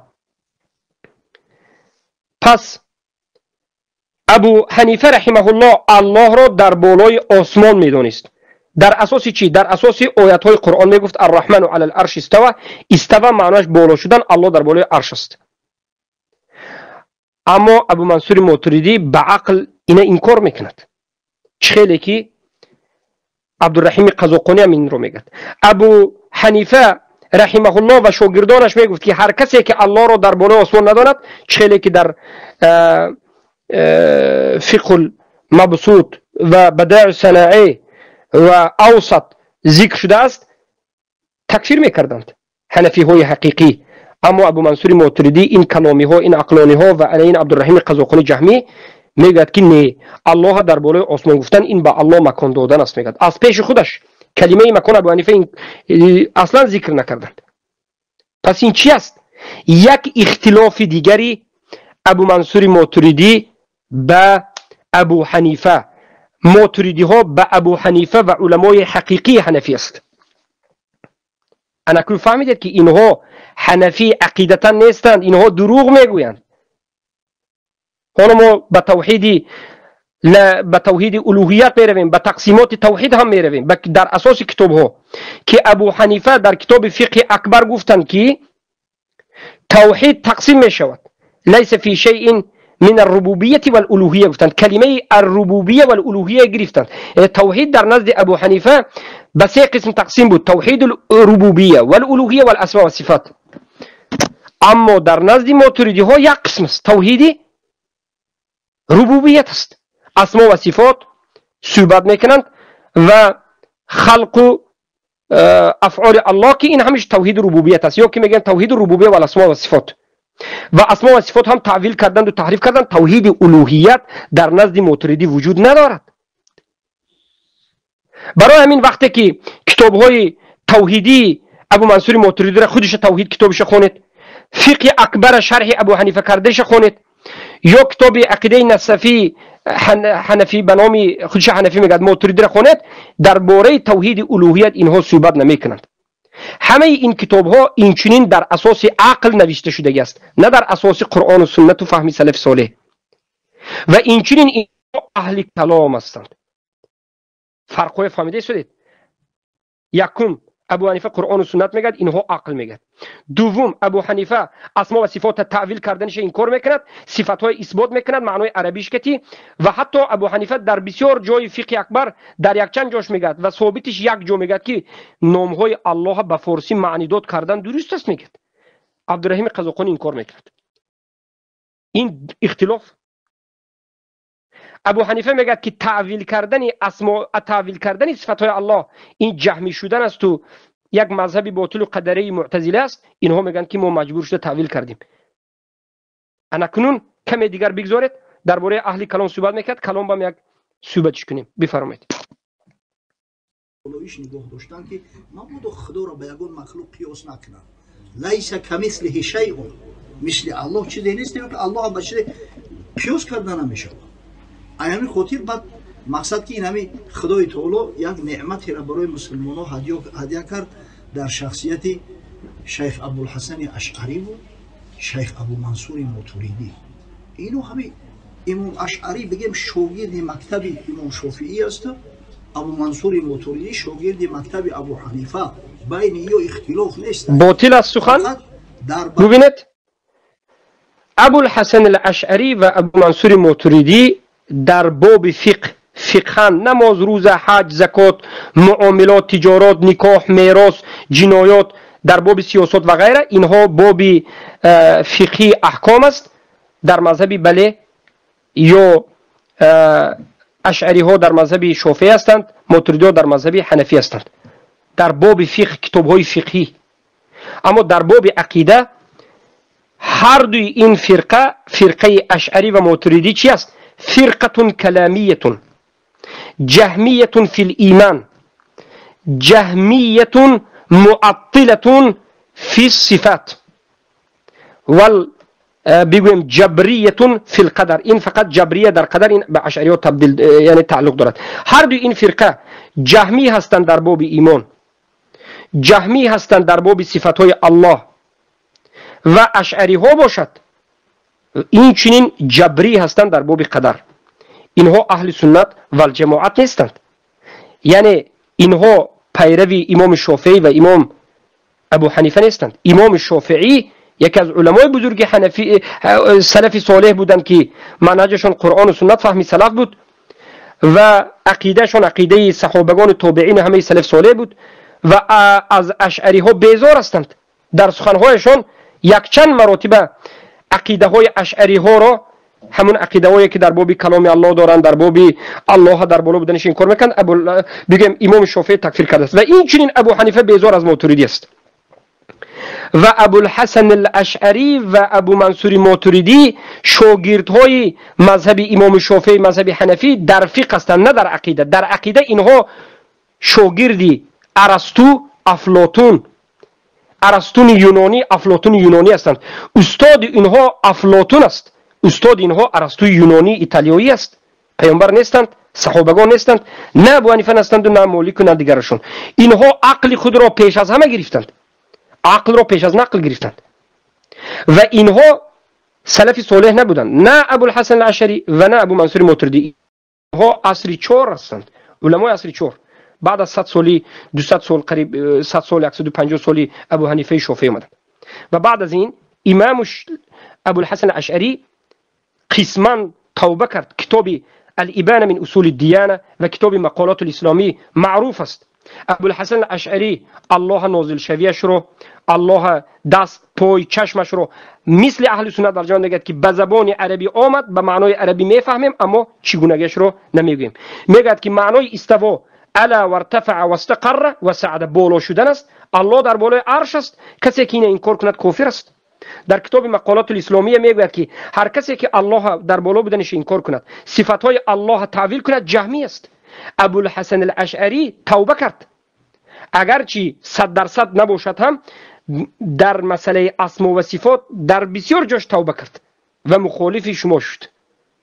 اما اشعری ها به عقیده پیش او رفتند. اما ابو منصور ماتریدی توبه نکرده، با همین عقیده والله اعلم توبه او نقل نیست. اکنون فهمیدید که اینها دروغ میگویند. عبدالرحیم قزاقانی دروغ مردم دارد فریب میدهد که ابو منصور شاگرد حنفی هستند. دروغ است. ما اثبات کردیم که حنفی های حقیقی پیروان ابو حنیفه مصدرشون قرآن و سنت و فهم صحابه است، نه عقل است. علم کلام انکار میکنه، اما شما کلامی هستید، عقلانی هستید. بگذارید برادر عزیز. فقط در برابر دلایل نقلی اینو دلایل منطقی و دلایل عقلی هم آوردن برای اون که طرف مقابل مستر کنن، برای اون که نگذارن که عقیده مسلمانان را باطل و ویران کنن. از همین خاطر مقصد وقتی که با همین گروهایی که به خدای تعالی مقصد تشبیه قائل هستند، خدا را جسم میگن، پروردگار را مقصد که حرکات و سکنات نسبتش میگن، تغییر نسبتش قائل میشوند. وقتی با اینو گپ میزنیم ما البته سعی میکنیم که همین چند با اهل تعویل بزنیم، با تعویلات اهل سنت و الجماعه، با عقیده امام ابو منصور ماتریدی. ولی ببینید دعوا میکنن همین گروه های نوبرمت که ما سلف صالحیم، عقیده ما عقیده سلف صالحیم، ما خدا را خیلی که خودش وصف کرده است همون خیلی میشناسیم و قبول داریم. در صورتی که وقتی که میپرسیشو اینا مثلا درباره استوا علی العرش وقتی شروع میکنن گپا، میگن غرض از همون استوا یعنی که علا و ارتفع баланд шид, баланд шудан як ҷиҳата қабул доранд, ҷиҳата қабул доранд ва давом мекунанд ки мо дар ақидаи салафи солиҳем. Салафи солиҳ нисбати парвардигор ҷиҳата қабул надорад. инами бузургтарин бисмилlah. البته این سخنها ببینید سخنهای باطل است، سخنهای باطل است. خودش اعتراف میکند که ما تعویل میکنیم میگد و ما عقیده ابو منصور ماتریدی هستیم میگد. پس فهمیدید که اینها اهل تعویل هستند، مذهب ابو منصور ماتریدی هستند. ابو منصور ماتریدی بعد از سلف صالح آمد، اینها از سلف صالح نیستند. کجا شد عقیده سفیان ثوری، عبدالله ابن مبارک، محمد ابن سیرین، حماد و حسن بصری و اسحاق ابن الرحوی و چهار مذهب عقیده شون و کتاب‌هایی که این علما نوشتند، السنه لعبدالله احمد ابن حنبل، السنه لاحمد ابن حنبل، تکفیر الجهمیه یا که الرد على الجهمیه عثمان ابن سعید الدارمی، حرب ابن اسماعیل کرمانی، کتاب سلف صالح هزارها کتابشون تا ابو منصور ماتریدی تولد شدن نوشته شده بود. تا ابو منصور ماتریدی مردن هزارهای دیگر کتابهای دیگر نوشته شدگی بود. کتاب ابن جریر طبری رحمه الله در کتاب التفسیر فی معالم الدین، کتاب الاجری، کتاب ابن خزیمه التوحید، کتاب التوحید لعثمان ابن سعید الدارمی، کتاب قاسم ابن سلام. همه این کتاب‌های سلف چرا شما نگرفتید؟ چرا عقیدتون رو از کتاب سلف نگرفتید؟ بعد از 300 سالی که پیامبر وفات کردند، هجرت کردند، بعد از تابعین و تبع تابعین، بعد از تابعین قرن طلایی، قرون مفضله سلف تمام شدن، آمدید امام خود را یک انسان گرفتید که از سلف صالح نیست. چرا؟ برای آنکه شما جهمی ها امامتون رو فقط در همین پیدا کردید. بیایید ای عبدالرحیم قزاقانی جهمی، بیا میرویم به کتاب های سلف صالح، کتاب هایشون در نزد ما معروف است. بیا به نزد امام بخاری میرویم، به کتابی که امام بخاری رحمه الله نوشت، خلق و افعال العباد، که در همین جا میگوید که هر کسی که الله را در بالای آسمان نگوید کافر است. میگه که هر کسی که رد کند که الله در بالای آسمان است کافر است. در کتاب خلق الافعال عباد میگه من رد ان الله فوق السماء فوق العرش فقد کفر، میگه فهو کافر میگه. و در جای دیگر در صحیح بخاری و در جای دیگر روایت میکند که معنای استولا نیست، بلکه معنای استوا میگه علا و ارتفع. میگه من هزارها سلف صالح دیدم که میگه استوا رو میگه معنای بالا دادن. میگه در صحیح بخاری، میگه صحیح بخاری قبول داری عبدالرحیم قزاقانی؟ شما ایمان به کتاب صحیح بخاری دارین؟ امام بخاری چی میگن؟ امام بخاری در نزد شما چی شد؟ مجسمه شد. زیرا که امام بخاری الله در بالای عرش گفت و کسی که در بالای عرش نگوید، در بالای آسمان نگوید، گمراه گفت، کافر گفت. استوا را چی گفت؟ علا و ارتفع گفت، بالای بالا گفت. اجماع را در این باره امام بخاری نقل کرد و از این معنا را از پیش خودشون نگفتند. ما میگیم که منهج سلف صالح چی بود؟ قرآن و سنت با فهم سلف بود. بحر این علمای این امت، این ابن عباس رضی الله عنه چی گفت؟ استوا معناش علا و ارتفع، خیلی که به سند صحیح ثابت شد. برای که این زبان، این کلمه عربی است. استوا در زبان عربی همین معنا را دارد. استوا در زبان عربی چی معنی دارد؟ بالا شدن معنا دارد. بالا شد الله. چخیل بالا شد؟ والله اعلم. کیفیتش ما نمیدونیم. ما اقرار میکنیم. اما این جهمی ها، ببینید ماتریدی ها و اشعری ها سلف صالح را دشنام میکنند. همه سلف صالح را مجسمه گفته شده است، مشبهه گفته شده است. میگوید که هر کسی که الله در بالای آسمان گفت این مشبهه مجسمه است. اعوذ بالله. بعد از این میگه که مجسمه و مشبهه حکمش چی است؟ میگه که اینو کافر هستن. میگه زیرا که در حقیقت اشعری ها و ماتریدی ها گفتن که هر کسی که الله در بالای آسمان در بالای عرش گفت این مشبهه مجسمه، این بمانند بت پرست کافر است. همه سلف صالح کافر گفتند. یک سوال رو بازگشته میدهیم، ای اشعری ها، ای ماتریدی های گمراه جهمی، چرا شما کتاب سلف صالح رو انکار کردید، نخوندید، قبول ندارید، آمدید فقط از ابو منصور ماتریدی گرفتید، حالا که ابو منصور ماتریدی سلف نبود؟ نام های کتابی که ذکر کردیم چرا نمیگیرید؟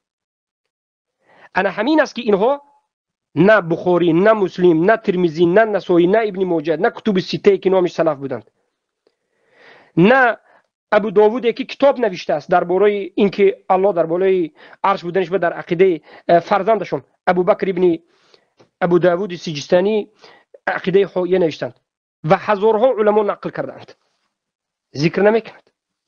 ابن خزیمه رحمه الله در کتاب التوحید میگوید که هر کسی اعتقاد کند که الله در بالای آسمان ها نیست، من اعتقد ان الله سبحانه و تعالی لیس فوق العرش فوق سماواته، در بالای عرش و در بالای آسمان ها نیست، یا در بالای آسمان و در بالای عرش بودن الله انکار کنه، میگه کافر از زنش طلاق است. میگه ابن خزیمه کتابش نظر بکنید. چخیلی که گفتیم امام بخاری میگه، چخیلی که گفتیم خودی ابو حنیفه میگه. الله المستعان. انا کنون بگذارید معروف ترین عقیده در نزد اهل سنت و الجماعه عقیده امام طحاوی است. امام طحاوی خدا رحمت و مغفرتش کنه صراحتا در همون عقیده طحاویش در اون کتابش آورده است که میگه که انا لا تحویه الجهات و سیت، خدای تعالی را هیچ وقت جهت های ششگانه احاطه نمیکنه. جهت ششگانه کشید شمال و شرق غرب جنوب بالا و پایین، چهار طرف بالا و پایین. وقتی که ایو همو میگه که علا، همه علا را میگه بذاته، بذاتش میگه بلند چی. وقتی که همو علو و بذات که قبول کردی معنوش همیه که سبحان تو علو حسی را قبول داری. این علت عقیده باطلشه. علت این مقصد که این قول اهل سنت و جماعت اهل تفویض نیست، تعویل اینو درست خود. انا کنون قولی ببینید عقیده میگه باطل شد در اساس چی؟ در اساس عقیده ابو منصور ماتریدی. چرا به احمد ابن حنبل نمیروی؟ چرا به امام شافعی نمیروی؟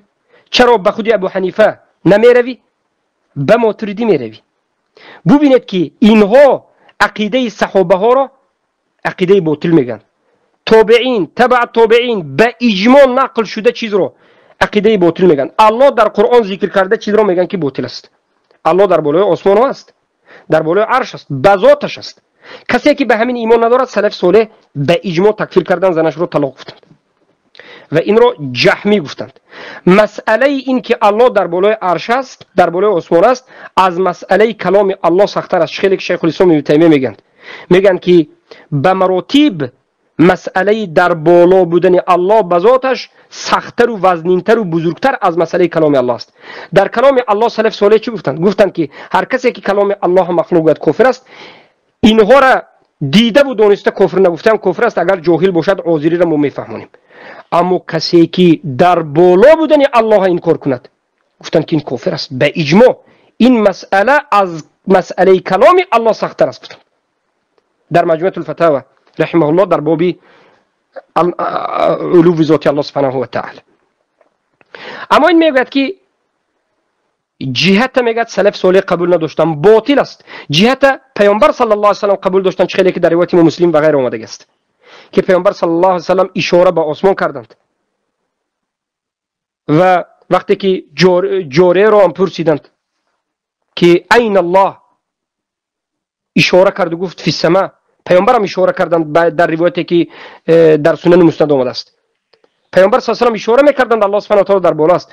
پیامبر صلی الله علیه و سلم بعد از این که از این اسراء و معراج از معراج بازگشتند اشاره کردند و گفتند که از معراج نازل شدم آمدم، رفتم آمدم، اشاره کردند. عقیده پیامبر رو عبدالرحیم قزاقانی به امامش ابو منصور ماتریدی اینها مذهب جهمی ها انکار میکنن، باطل میگن. حدیث متفق علیه است که اسراء و معراج پیامبر به بالا برآمدند و از بالا نازل شدند و پیامبر خودشون گفتند برآمدم فرآمدم و نازل شدن رو گفتند. اما سخن ابو جعفر الطحاوی رو این آقای ماتریدی کلامی جهمی عبدالرحیم قزاقانی که از سبب اینکه منهج اهل سنت رو نخونده است، علم شرعی نگرفته است، نفهمید. امام الطحاوی میگه که لا یحیطه، خودش میگه الله را این جهت های ششگانه احاطه نمی کند. احاطه دیگر چیز است، جهت دادن دیگر چیز است. احاطه گفتن چیز همین است که مثلا چاینک در درون خانه هست، همین چاینک را خانه از چهار طرفش احاطه کرده است. انا همون چاینک زیرش هم خانه، بالاش هم خانه، 6 طرفش خانه است. الله را جهات های 6 گونه که مخلوق است احاطه نمی کند. الله یعنی در درونی در زیر آسمان نیست که بالایش آسمان باشد، این طرفش آسمان باشد، پایانش آسمان و زمین باشد، پایانش زمین باشد. این چنین نیست. الله در درون مخلوقاتش نیست. ابو جعفر الطحاوی انا همین را خواست به شما ای ماتریدی ها فهماند که الله را جهت های 6 گانه احاطه نمی کند. ما مخلوق ها را جهت های 6 گانه احاطه می کند. ما در درونی انا همون چی هستیم؟ جهت ها هستیم. ما در درونی مکان هستیم. از همین جهت مکان ما را احاطه کرده است. از همین جهت 6 طرفمان ما را احاطه کرده است. اما الله را که در درونی مکان نیست هیچ چیز احاطه نکرده است. الله همه ای چیز را احاطه میکند، اما الله را هیچ چیز احاطه نمیکند. الله در بالای عرش هست. از همه مخلوقاتش بذاتش بالا هست و از همه مخلوقاتش جدا هست. بائن عن خلقه، جدا از مخلوقاتش است. هیچ جهت های 6 گانه‌ای که در این زمین است، بالا، پایان، راست، چپ، الله را احاطه نکرده است. الله در درون این مخلوقات نیست. الله در زیر این آسمان آفریدهش یا که در درون این زمین چگونه که شما میگوید در همه جا در درون قلب نیست. الله از این مخلوقات جدا هست. بائن عن خلقه و هو فوق السماوات، فوق 7 سماوات، فوق العرش، بالای 7 آسمان، بالای عرش است. معنای سخن ابن جریر بگویم ابو جعفر الطحاوی همین است، لیکن این جهالان نفهمیدند. اما جهت بالا ثابت است. الله در بالا هست و اشاره میکنیم که در بالا هست. و حضرت عیسی علیه السلام را هم الله به بالا به نزد خودش گرفت. پیامبر هم به بالا رفتند و هر کسی که جهت را انکار کند، علما گفتند که این هم یک جهمی است. یک جهمی هست. بفرمایید. یا میخواهند یا نمیخواهند یقینا بدانند که مشبهان، مجسمان، اگر به شرطی که نسبت پروردگار مکان قبول داشته باشند. اگر مکان قبول نکنند فقط همین جهت انا خدای تعالی سبحان الله میگه که میخواهند یا نمیخواهند اینها مشبهه و مجسمه است. میگه اعوذ بالله. مجسمه این دیگر چیز است، مشبهه دیگر چیز است، ممثله این دیگر چیز است. ممثله را ما اگر مجسمه گویم میشد، لیکن وای بر حال این علمایی که به نام علما هست، جاهل های اهل کلام، که معنای مشبهه و مجسمه و ممثله را از هم دیگر فرقش را نمیفهمند. اما مسئله دیگر، مسئله این که میگوید خواهند نخواهند، اینها مشبهه و مجسمه هستند. این از بغضش، از بدبینیش نسبت عقیده سلفی صالح این سخنش به وجود آمد. خواهند نخواهند میگید. عقیده سلف صالح فهمیدن نمیخواهد. سلف صالح میگویند که الله مکان بینیاز از مکان است. الله سبحانه و تعالی محتاج به مکان نیست. الله سبحانه و تعالی در درون یگان مکان نیست. الله از همه مخلوقاتش جدا، از همه چیز بالا هست. اما کلمه اولین کلمه رو که الله مکان ندارد، الله بی مکان است، لا مکان است، این سخن رو کی پیدا کرد؟ جهمی ها پیدا کرد. به همین سخن در بالا بودن الله را انکار کرد. برای همین سلف صالح گفتند به مانند عثمان ابن سعید الدارمی چه که در رد علی الجهمیه آمده است، هر کسی که میگوید که الله لا مکان است و بعد از این میگوید که الله در بالای عرش نیست، بدونید که این جهمیون جلد نه، این جهمی جلد است، این زندیق است. این اشعری ماتریدی امین است. جهمی ها این سخن میگه. ابن بازی که اینها بعد میگن که اگر کلمه لا مکان گوید که الله به مکان نیاز ندارد، الله در درون مکان نیست، الله در بالای آسمان ها است اما احتیاج به مکان ندارد، این سخنی حق است میگن. اما اگر شما گوید که لا مکان است به این معنا که الله در بالای عرش نیست، الله در همه جا است، شما میگید الله انکار کردید، این سخن ملحدین است. همون کسایی که وحدت الوجود عقیده حلولی دارند به مانند جلال الدین رومی، جامی و غیره از این ماتریدی هایی که عاقبتشون بد شد، الله در همه جا در درون ما گفتند. الله حتی در جاهای نجاست هم نسبت دادند یک قسمشون، و یک قسمشون الله فقط در ذهن نسبت دادند، الله انکار کردند و ملحد شدند. الله المستعان. انا این است حقیقت امر. بله اگر اقرار کنن بدون شک و شبهه یورا کرامیه میگن. محمد ابن کرام گفتن یک شخص بود مکان انا میگفتن که انا جهت علو و حرکات پروردگار و نزول هم چیزا را قبول داشت. عقیده شو عقیده اهل سنت و جماعت. ببینید محمد ابن کرام کی است؟ محمد ابن کرام این در آخر زمان سلف که اومد، این از خراسان بود. محمد ابن کرام فارس از خراسان بود و محمد ابن کرام جهمی در باب ایمان بود و در باب صفات غلو کرده به ممثله ها و مشبهه ها رفته بود. در باب صفات مشبهه و در باب ایمان جهمی بود.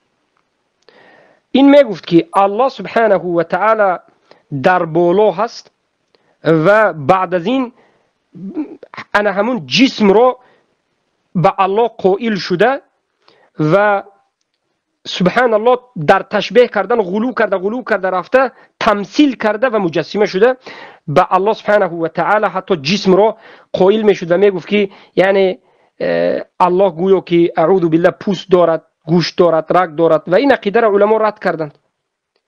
علمای سلف و دیگر علمای اهل سنت و الجماعت عقیده محمد ابن کرام را در زمانش رد کردند. محمد ابن کرام را از مجلس ها بیرون میکردند و قبول ندارند و ما هم محمد ابن کرام را این عقیده غلویش را قبول نداریم. مشکلی محمد ابن کرام چی بود؟ زیاده رویش در کجا بود؟ او مثل اهل سنت اثبات میکرد اما کیفیت من صحبت میکرد. محمد ابن کرام یک زیاده‌ای که داشت در کیفیت هم صحبت میکرد.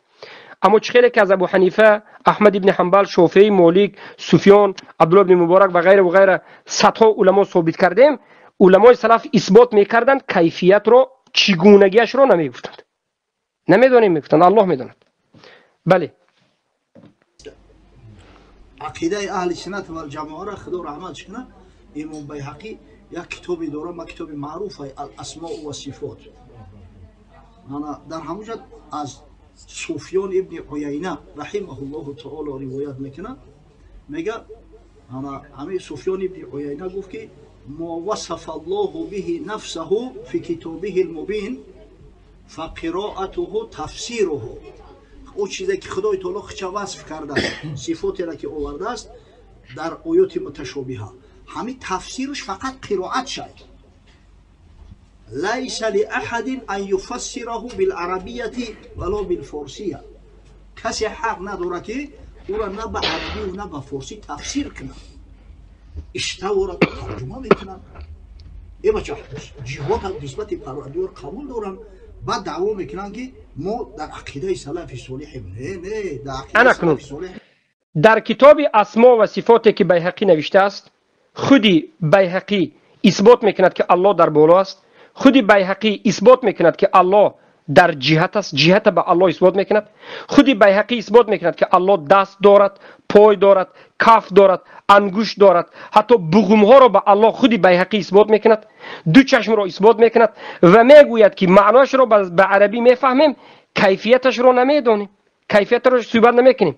اما این روایتی که از سفیان ابن عیینه میاری که تفسیر نشود، معنی داد نشود، از سفیان ابن عیینه، این باطل است، ضعیف است، یک موضوع باطل دروغ است.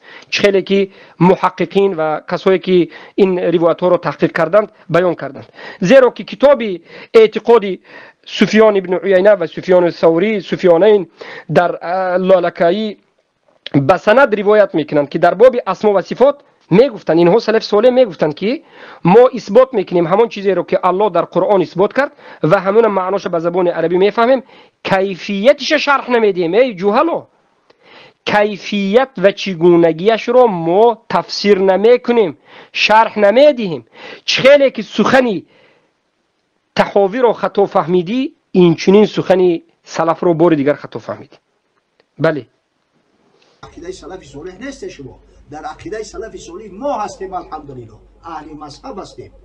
خدا را شکر ما عقیده تفویض هم قبول داریم. عقیده تعویل اگر عقیده اهل سلف ما نباشیم و تو باشی، یک کتاب سلف صالح بگو، یک کتاب سلف صالح بگو که در باب اسما و صفات نوشته باشند و از همین کتاب روایت کن. من به تو میگویم کتاب عثمان بن سعید الدارمی مرحمت رد علی الجهمیه، کتاب خلق الافعال العباد امام البخاری و ده ها کتاب دیگر، عقیده اصل السنه، عقیده الرازیین، کتاب السنه احمد بن حنبل، کتاب حرب الاسماعیل الکرمانی و غیر و غیره، همه این کتابای سلف است. همه اشون مخالف عقیده شما هستند، همه اشون عقیدهشون چیزی که ما گفتیم همین است و ما هستیم که از سلف صالح کتابهایشون گرفته خونده شرح داده در همون عقیده هستیم. شما خودی به دهان گفته ایستادید که ما در عقیده ماتریدی هستیم. ماتریدی سلف نبود، ماتریدی اهل کلام بود به اجماع اتفاق همه مسلمان ها. پس این دعوای شما دعوای دروغین است. شما از اهل سنت نیستید، شما جهمی هستید که سلف صالح گفتند هر کسی که الله در بالا نگوید، هر کسی که جهت الله در بالا بودنش انکار کند، هر کسی که عقل پیش از نقل گیرد کلامی شود، اینها کی هستند؟ اینها جهمی هستند.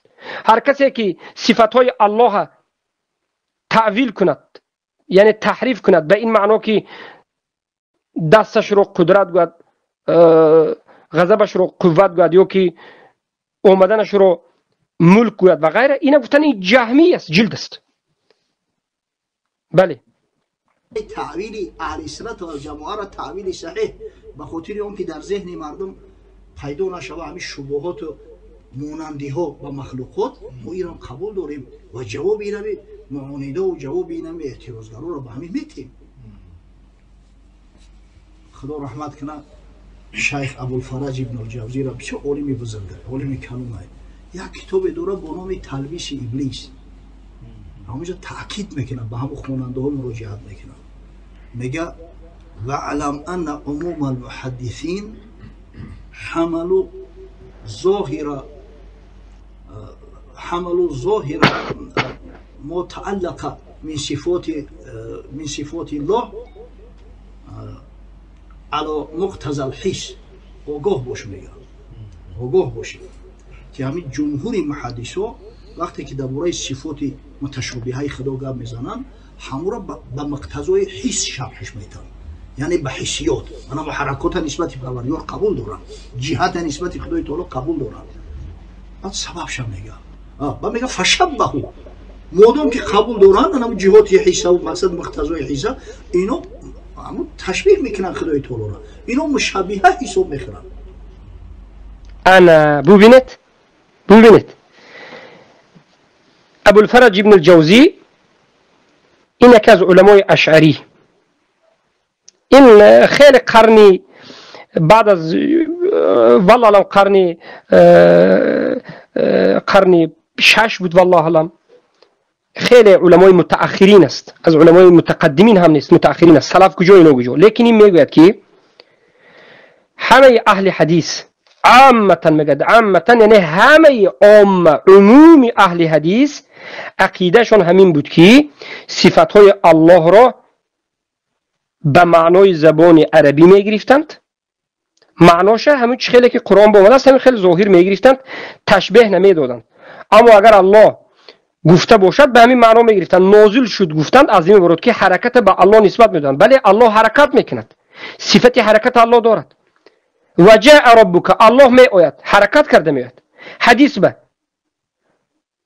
من به کسی که یک وجب نزدیک شد، من به او حرولتن بو میگه در دومش، حروله به خودش حرکت اثبات میکرد، نازل حرکت اثبات میکرد، خنده را اثبات میکند، غضب اثبات میکند و این چنین پای و دست و چشم اثبات میکند. همه همینه به ظاهرش میگرفتن، اما چگونگیش نمیفهمیدن. خنده الله چه خیلی است، اومدن الله چه خیلی است، کیفیتش چه خیلی است نمیدونستند، نمیگفتند، برای که الله خبر نداد. این غیبیات است. انکنون میگوید که امه اهل حدیث، امه یعنی همه اهل حدیث مشبهه و مجسمه بودند. امه اهل حدیث کی است؟ امام مالک، امام احمد، پیش از امام احمد، بله امام احمد، امام البخاری، امام مسلم، نسائی، ابن ماجه یا که ابو داوود، ترمذی، نسائی، ابن ماجه و دیگر همه محدثین و حتی بیهقی، همین بیهقی هم محدثین بود، از جمله محدثین. عامه محدثین متقدمین و پیش از همه سلف صالح، اینها صفات را انمین منهج اهل سنت کتی می گرفتند. منهج اهل سنت به اینکه عقیده سلف همین بود. لیکن ببینید که اشعری ها و ماتریدی ها بعد از سلف آمدند، بعد از صحابه، بعد از تابعین، بعد از تبع تابعین آمدند. اشعری و ماتریدی بعد از نیمه عصر 4 به وجود آمد. و سلف صالح گفت که شما گمراه هستید. سلف صالح مشبهه گفتند. پیامبر گفتند که خیر القرون قرنی ثم الذين يلونهم ثم الذين يلونهم، بهترین قرن من صحابگان و بعد از این تابعین و تبع تابعین هستند. اشعری ها و ماتریدی ها میگن که نه، اینها گمراه هستند. عموم اهل حدیث میگن گمراه هستند. اهل حدیث عقیدهشون انمون اهل سلف صالح است. علمای همه سلف صالح محدثین بودند. خودی ابو حنیفه هم چخیلی که خود شما میدونید مسند داشتند، اگرچه در سندش آنش ذکر است. همه علما محدثین بودند، کم یا زیاد. پس همه این علما رو اینها چی میگد؟ مشبهه و مجسمه. کی به آداب است؟ کی به آداب است؟ سلف صالح را، همه محدثین را مشبهه مجسمه کافر گفتن به آدابی نیست؟ شما تکفیری نیستید؟ سلف صالح همه محدثین، همه سلف صالح شما کافر گفتید به این سخنت؟ فقط دین اسلام کی خوب شده است؟ بعد از 400 سال پیامبر خوب شده است. بعد از اشعری آمدن، بعد از ماتریدی آمدن، بعد از این دین اسلام مردم فهمید است. بعد از این عقیده همه درست شده است. توبه همه گمراه بود است. اعوذ بالله. مگر همین از سلف بودنی شما فرسخ‌ها از سلف صالح دور هستید. امام شما شیطان است. سبحان الله. ببینید یکی از این علماءشون سخنش نقل کرد. بله دوامش بگذارید. لانهم لم يخالطوا الفقهاء، زیرا که اینا میگه با فقها شینخیز کم دارن، از فقها مسئله را نمیپرسن، عقل خودشون میگیرن، لیکن از فقها با اجتناب میورزند، خودشون دور میگیرن. اگر با فقها که میشیشتن، فقها میفهموندن شو فیعرف حمل المتشابه على مقتضى الحكم، که حمل کردن متشابه، آیات متشابه به مقتضای حکم براشون شرح توضیح میدونن. اما افسوس، صد افسوس که این کار نمیکنن. از همین خاطر وقتی که ما رو میپرسن که شما در عقیده کی هستید، در عقیده امام اعظم ابو حنیفه یا در عقیده امام ماتریدی؟ ما الحمدلله در عقیده اهل سنت و الجماعه هستیم، که عقیده اهل سنت و الجماعه همون عقیده تفویضی سلف صالح در بر میگیرن، که ها نقرأها و نؤمن بها ولا نفسرها. قرائتش میکنیم، ایمان داریم با او، اما تفسیرش نمیکنیم، در اطراف این موضوع بحث نمیکنیم. عقیده سلف صالح اما عقیده تفویض همیه، و هم عقیده تعویلات اهل سنت قبول داریم. این همین چیزی را که الحمدلله ابو حسن اشعری، ابو منصور ماتریدی برای ما و شما مطرح کرده است. برای سوالی به معنی نیست. کسی که از علم عقیده، علم کلام آگاهی و خبر داره، میدونه که با ما اثبات شد. ما در این مدت اثبات کردیم، ما حالا اثبات کردیم که عقیده ابو منصور ماتریدی، عقیده ابو الحسن اشعری، یعنی اشعری ها مخالف عقیده ابو حنیفه و مخالف عقیده همه سلف صالح است. ابو حنیفه و همه سلف صالح یک عقیده دارند، اشعری ها و ماتریدی ها دیگر عقیده دارند. عقیده اینها عقیده کلامی، گمراهی جهمی است. عقیده سلف صالح قرآن و سنت با فهم سلف این امت است. ابو حنیفه و شاگردانشون از سلف صالح عقیدهشون صحیح بود. و این کسایی که خودشون اهل سنت میگن به مانند رافضه هستند. همین رافضه ها هم امروز خودشون اهل سنت میگن، اهل سنت میگن و الجماعه میگن. ما جماعت هستیم، اهل سنت هستیم و اهل بیت هستیم. رافضه همین سخن نمیگن. چخیلی که میبینید خوارج هم همین سخن نمیگن. این دعوا را همه میکند، لیکن دعوا به حجت لازم. دعوای خودیش کار حل نمیکند، دلیل و حجت لازم که اینها ندارند. و میگوید که عقیده سلف تفویض بود میگد و با تعویل بود میگد. دو باطل رو در یک جا جمع میکرد، هم تفویض هم تعویل. این دو چیز نباید باشد. اگر تفویض بگویی تو به صفات الله نباید معنا دهی، اگر تعویل گویی انمی شرح دادن است. این میگه که ما صفات های الله رو شرح نمیدهیم، معنی داد نمیکنیم، تفسیر نمیکنیم.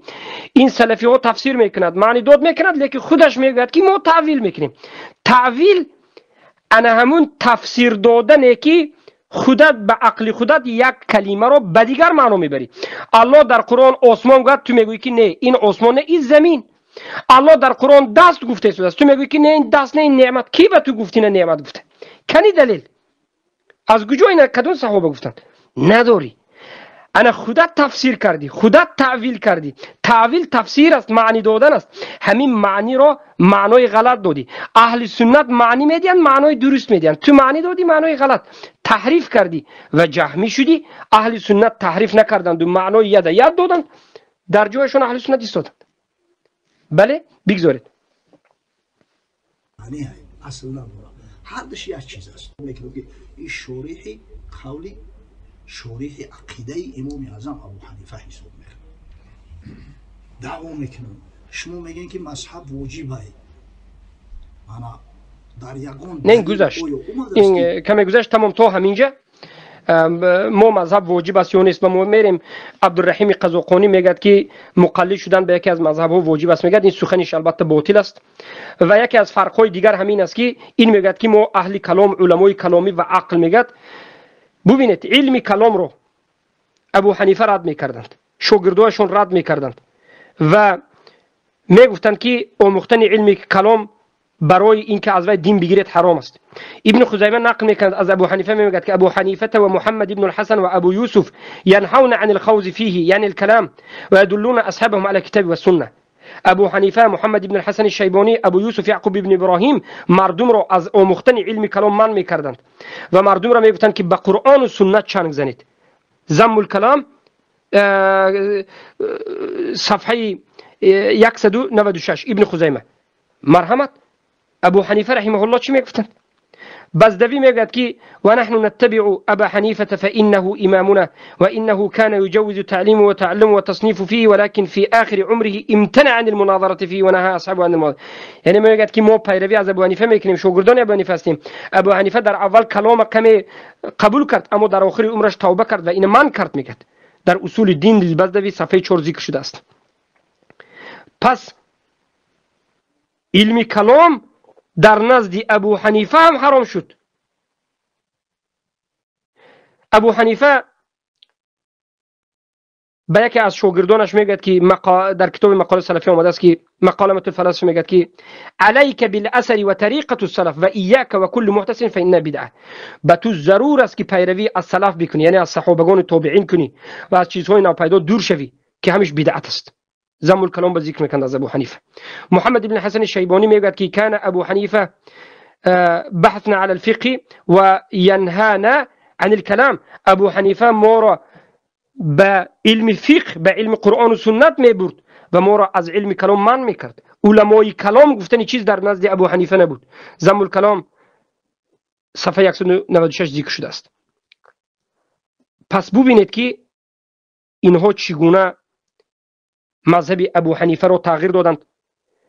مذهب ابو حنیفه گفتند لیکن مذهب ابو حنیفه رو تغییر دادند و مذهب ماتوریدی رو ابو حنیفه گفتند و مذهب حقیقی اینها ماتوریدی است. مذهب ماتوریدی مذهب کلامی است، مذهب عقلی است که مذهب ابو حنیفه رو انکار میکند. سبحان الله. پس اما امام ابو منصور ماتوریدی و این ماتوریدی ها کی است؟ خیلی که گفتیم که افلاطون و ارسطو است. من یک دو سه کتاب های ابو منصور ماتوریدی میگم. مثلا کتاب ماتوریدی توحید نظر بکنید، امروز در همه جا وجود دارد، در نزد ما هم وجود دارد. وقتی که این کتاب میخونید میبینید که این کتاب فلسفه، منطق، کلام است. همه صفات های الله انکار میکند، تحریف میکند. نام این کتاب نباید میگه توحید گذاشته شود. بلکه نام این کتاب ابو منصور ماتریدی است؟ تعطیل است. تعطیل یعنی انکار صفات ها، انکار صفات های شرعی است که در شریعت در قرآن سنت ثابت شده است. ابو منصور ماتریدی یکی از غلو کرده ها در علم کلام بود که یک کتاب در تفسیر قرآن تألیف کرد و نام کتابش رو در تفسیر قرآن چی موند؟ تعویلات اهل سنت موند. تعویلات اهل سنت است. اهل سنت از ابو منصور ماتریدی بیزار است. هر کسی که این کتاب میخواند میبیند که با کلام، با فلسفه، با منطق چقدر صفاتهای الله تحریف کرده، انکار کرده، تعطیل میکند. و اهل سنت و الجماعت یک سلف صالح هستند همشون گمراه میگد. علما میگن نباید کتاب ابو منصور ماتریدی رو تعویل اهل سنت مون، بلکه نام کتابش تعویلات اهل بدعه باید گذاشت. همه جا را رسوا کرد به این کتابش. پس انا امین است که عقیدهشون رو اینها از عقل گرفتند، اما اهل سنت و الجماعه عقیدهشون رو از نقل گرفتند. و در باب لا اله الا الله هم گفتیم معنای لا اله الا الله رو فقط به ربوبیت بردند، اما اهل سنت و الجماعه معنای ربوبیت رو به چی بردند؟ معنای لا اله الا الله رو فقط به ربوبیت بردند، اما اهل سنت و الجماعه معنای لا اله الا الله رو ربوبیت، الوهیت و اسما و صفات گفتند. پس ما باید بدانیم که این بدعتی که اشعری ها و ماتریدی ها به وجود آوردند، این بدعت مکفره است. بدعت اشعری ها و ماتریدی ها بدعت مکفره است. اینها سلف صالح گمراه گفتند، مشبهه گفتند، مجسمه گفتند، الله در بالا بودنش انکار کردند، صفات های الله کتی بازی کردند، الله فقط ذهنی گفتند، الله اعوذ بالله عظمت و بزرگیش انکار کردند. بدعت اینها رو خیلی از علما بدعت مکفره گفته است. پس از همین جهت در این باب خیلی هم احتیاط باشید، خیلی هم احتیاط باشید، از این جهلای ماتریدی و از این اشعری ها دور باشید، از این جهلای ماتریدی و از این اشعری ها خیلی هم دور باشید. پس من دو سه سخنهای علما را در باب اشعری ها و ماتریدی ها میخوانم، بعد از این سخن رو به پایان میرسانیم. خیلی سخن دور و دراز شد لیکن ان شاء الله مفید است. شیخ الاسلام ابن تیمیه در کتاب در التعارض بین العقل و النقل مجله 7 صفحه 27 میگند وجواب هذا أن يقال القول بأن الله تعالى فوق العالم معلوم بالاضطرار من الكتاب والسنة والإجماع سلف الأمة بعد تدبر ذلك كالعلم بالأكل والشرب في الجنة والعلم بإرسال الرسل وإنزال الكتب والعلم بأن الله بكل شيء عليم وغير ذلك إلى آخر الكلام. ابن تیمیه رحمه الله میگن که این معلوم است به معلوم اضطرار، ضرورت، هیچ جای نافهمان است که میگن الله سبحانه و تعالی در بالای عرش است، در بالای آسمان ها است، بالای همه چیزها است، مخلوقاتش است. این اثبات شده است به کتاب و به سنت و به اجماع سلف امت. بعد از اینکه تدبر میکنی و بعد از اینکه میفهمی این معلوم است میگه. اما اجماع سلف را اینها میآورند و انکار میکنند. حاکم در معرفت علوم الحديث ذکر میکند که سمعت من محمد صالح ابن هانئ يقول سمعت ابا بكر محمد ابن اسحاق ابن خزیمه میگفتند، ابن خزیمه گفتند که من لم يقر بأن الله تعالى على عرشه قد استوى فقط فوق 7 سماوات فهو كافر بربه يستتاب. هر کسی که اقرار نکند که الله سبحانه و تعالی در بالای عرشش است، استوا کرده است، یعنی علا و ارتفاع کرده است، فوق 7 سماوات، بالای 7 آسمان هاش، پس این کافر است و این توبه کننده میشد. مرحمت، سبحان الله. اگر توبه نکرد میگه جسش به یک زباله و موسرگاه پرتافته میشد. این نگوید که سخنی ابو محمد است، این سخنی ابن خزیمه است. پس ابن القیم الجوزی 500 امامان اهل سنت و الجماعه را ذکر میکند که آنها تکفیر کرده اند هر کسی را که الله در بالا بودنش انکار میکند، و یا هر کسی که میگوید که معنای استوا چی است؟ استولا هست. ابن القیم الجوزی در کتابشون نونیه ذکر میکنند ولقد تقلد کفرهم 50 فی 10 من العلماء فی البلدان. کفر اینها رو میگه 500 علما نقل کردند. خیلی که در کتاب الرسائل والمسائل علامه عبدالرحمن ابن حسن آل الشیخ مجله یکم صفحه 221 ذکر میکنند از در حق اشعری ها و میگن که ابن القیم الجوزی حکایت کردن رحمه الله عن 500 امام من امام اهل السنه و مفاتيح العظام انهم كفروا من انكر الاستواء وزعم انه بمعنى الاستيلاء. 500 علما را ابن قیم نقل کردند که هر کسی که الله در بالا بودن انکار کند کافر است. از و من جملتهم از جمله همین علما امامت امام الشافعی رحمه الله، امامت امام ابو حنیفه رحمه الله، امامت امام احمد بن حنبل، امام مالک، عبد الرحمن بن مهدی، سفیانین یعنی سفیان الثوری، سفیان بن عیینه، یعقوب المزنی، البوطی کی ابویطی، ابن خزیمه که شاگرد امام شافعی به ابن سریج و دیگر علمای زیاده به نام گفتند که هر کسی که الله در بالای عرش بودنش انکار کند کافر است. عبدالله ابن احمد ابن حنبل در کتاب السنه صفحه 168 علمای سلف گفت حدثني ابو الحسن بن العطار محمد بن محمد قال سمعت محمد بن مسعب العابد يقول من زعم انك لا تتكلم ولا ترى في الاخره فهو كافر بوجهك لا يعرفك اشهد انك فوق العرش فوق 7 سماوات ليس كما يقول ادعاء الله الزنادقه. گفت که هر کسی که دعوا کند و بگوید که الله سخنش سخنی نفسی است یا سخنی کلام الله مخلوق است یا گفته شود که الله دیده نمی شود یعنی به چشم کاملا دیده نمی شود در آخرت، یا هر کسی که این سخن را میگوید کافر به وجه تو شده است و تو را نمیشناسد. بله هر کسی که این سخن گوید الله نمیشناسد، به الله کافر است. قسم به الله هر کسی که این سخن گوید کافر است. و در دوامش میگویند که محمد ابن مسعب العابد گفته شدند و اشهد و شهادت میدیم که انک فوق العرش تو در بالای عرش هستی، فوق 7 سماوات در بالای 7 آسمان ها هستی، لیس کما یقول اعداء الله الزنادقه همچنین نیست که بمانندی کسانی که میگویند که الله در بالای عرش نیست. تو این چنین نیستی، تو در بالای عرش هستی، تو در بالای آسمان هستی. چگونه که دشمنان الله زندیقا میگویند تو این چنین نیست میگن. یعنی اشعری ها و ماتریدی ها را در اینجا زندیق و دشمن الله گفته است. یعنی هر کسی که الله در بالای عرش بودنش در بالای آسمان بودنش قبول نکرد اینا اعداء الله و زنادقه گفتند. این سخنی من نیست، نظر بکنید به عبدالله ابن احمد صفحه 168. پس بارک الله فیکم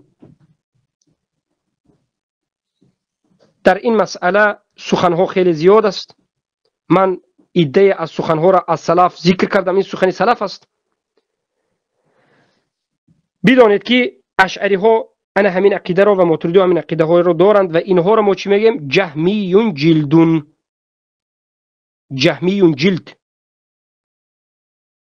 عقیده خود را عبدالرحمن قزاقانی ماتریدی جهمی عقیده خود را در باب کلام الله آشکار کنید. کلام الله چگونه است؟ یعنی به این معنا که چگونه است گفتن، البته ما میگیم که چگونه بودن کلام الله چی است؟ مذهب جهمی است یا که مذهب مشبهه ممثل است. بله چگونه گفتن مذهب مشبهه است.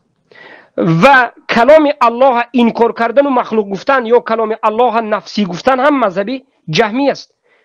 اهل سنت میگن که الله گفت، به آواز گفت، حرفهایش را خودش گفت. قرآن را الله گفت به حرف و به آواز الله گفت و معنای قرآن هم به الله میگردد. شما چی میگید قزاقانی؟ ای علمای تاجیکستانی که ماتریدی هستید، شما چی میگید درباره کلام الله؟ امام شما ماتریدی و اشعری ها علمای شما میگوید که قرآن میگوید این کلام الله هست. بله، اما الله این قرآن را به آوازش نگفت میگد، حرف ها را الله نگفت میگد، بلکه میگد قرآن این کلام نفسی الله است. قرآن این یک سخن درون الله بوده، لیکن الله اینا با بیرون به خلق کرده برآورد میگد. برای همین علما گفتن که سخن اشعری ها و ماتریدی ها خبیثتر، سختتر از سخن جهمی ها هست. از سخن کلام الله مخلوق گفتن اینها با سخت‌تر و وزن‌تر است. و همه سلف صالح گفتند که هر کسی که کلام الله را مخلوق گوید یا کلام نفسی گوید، از نفسش بیرون به خلق کرده برآورد، اینها کفار هستند به اجماع.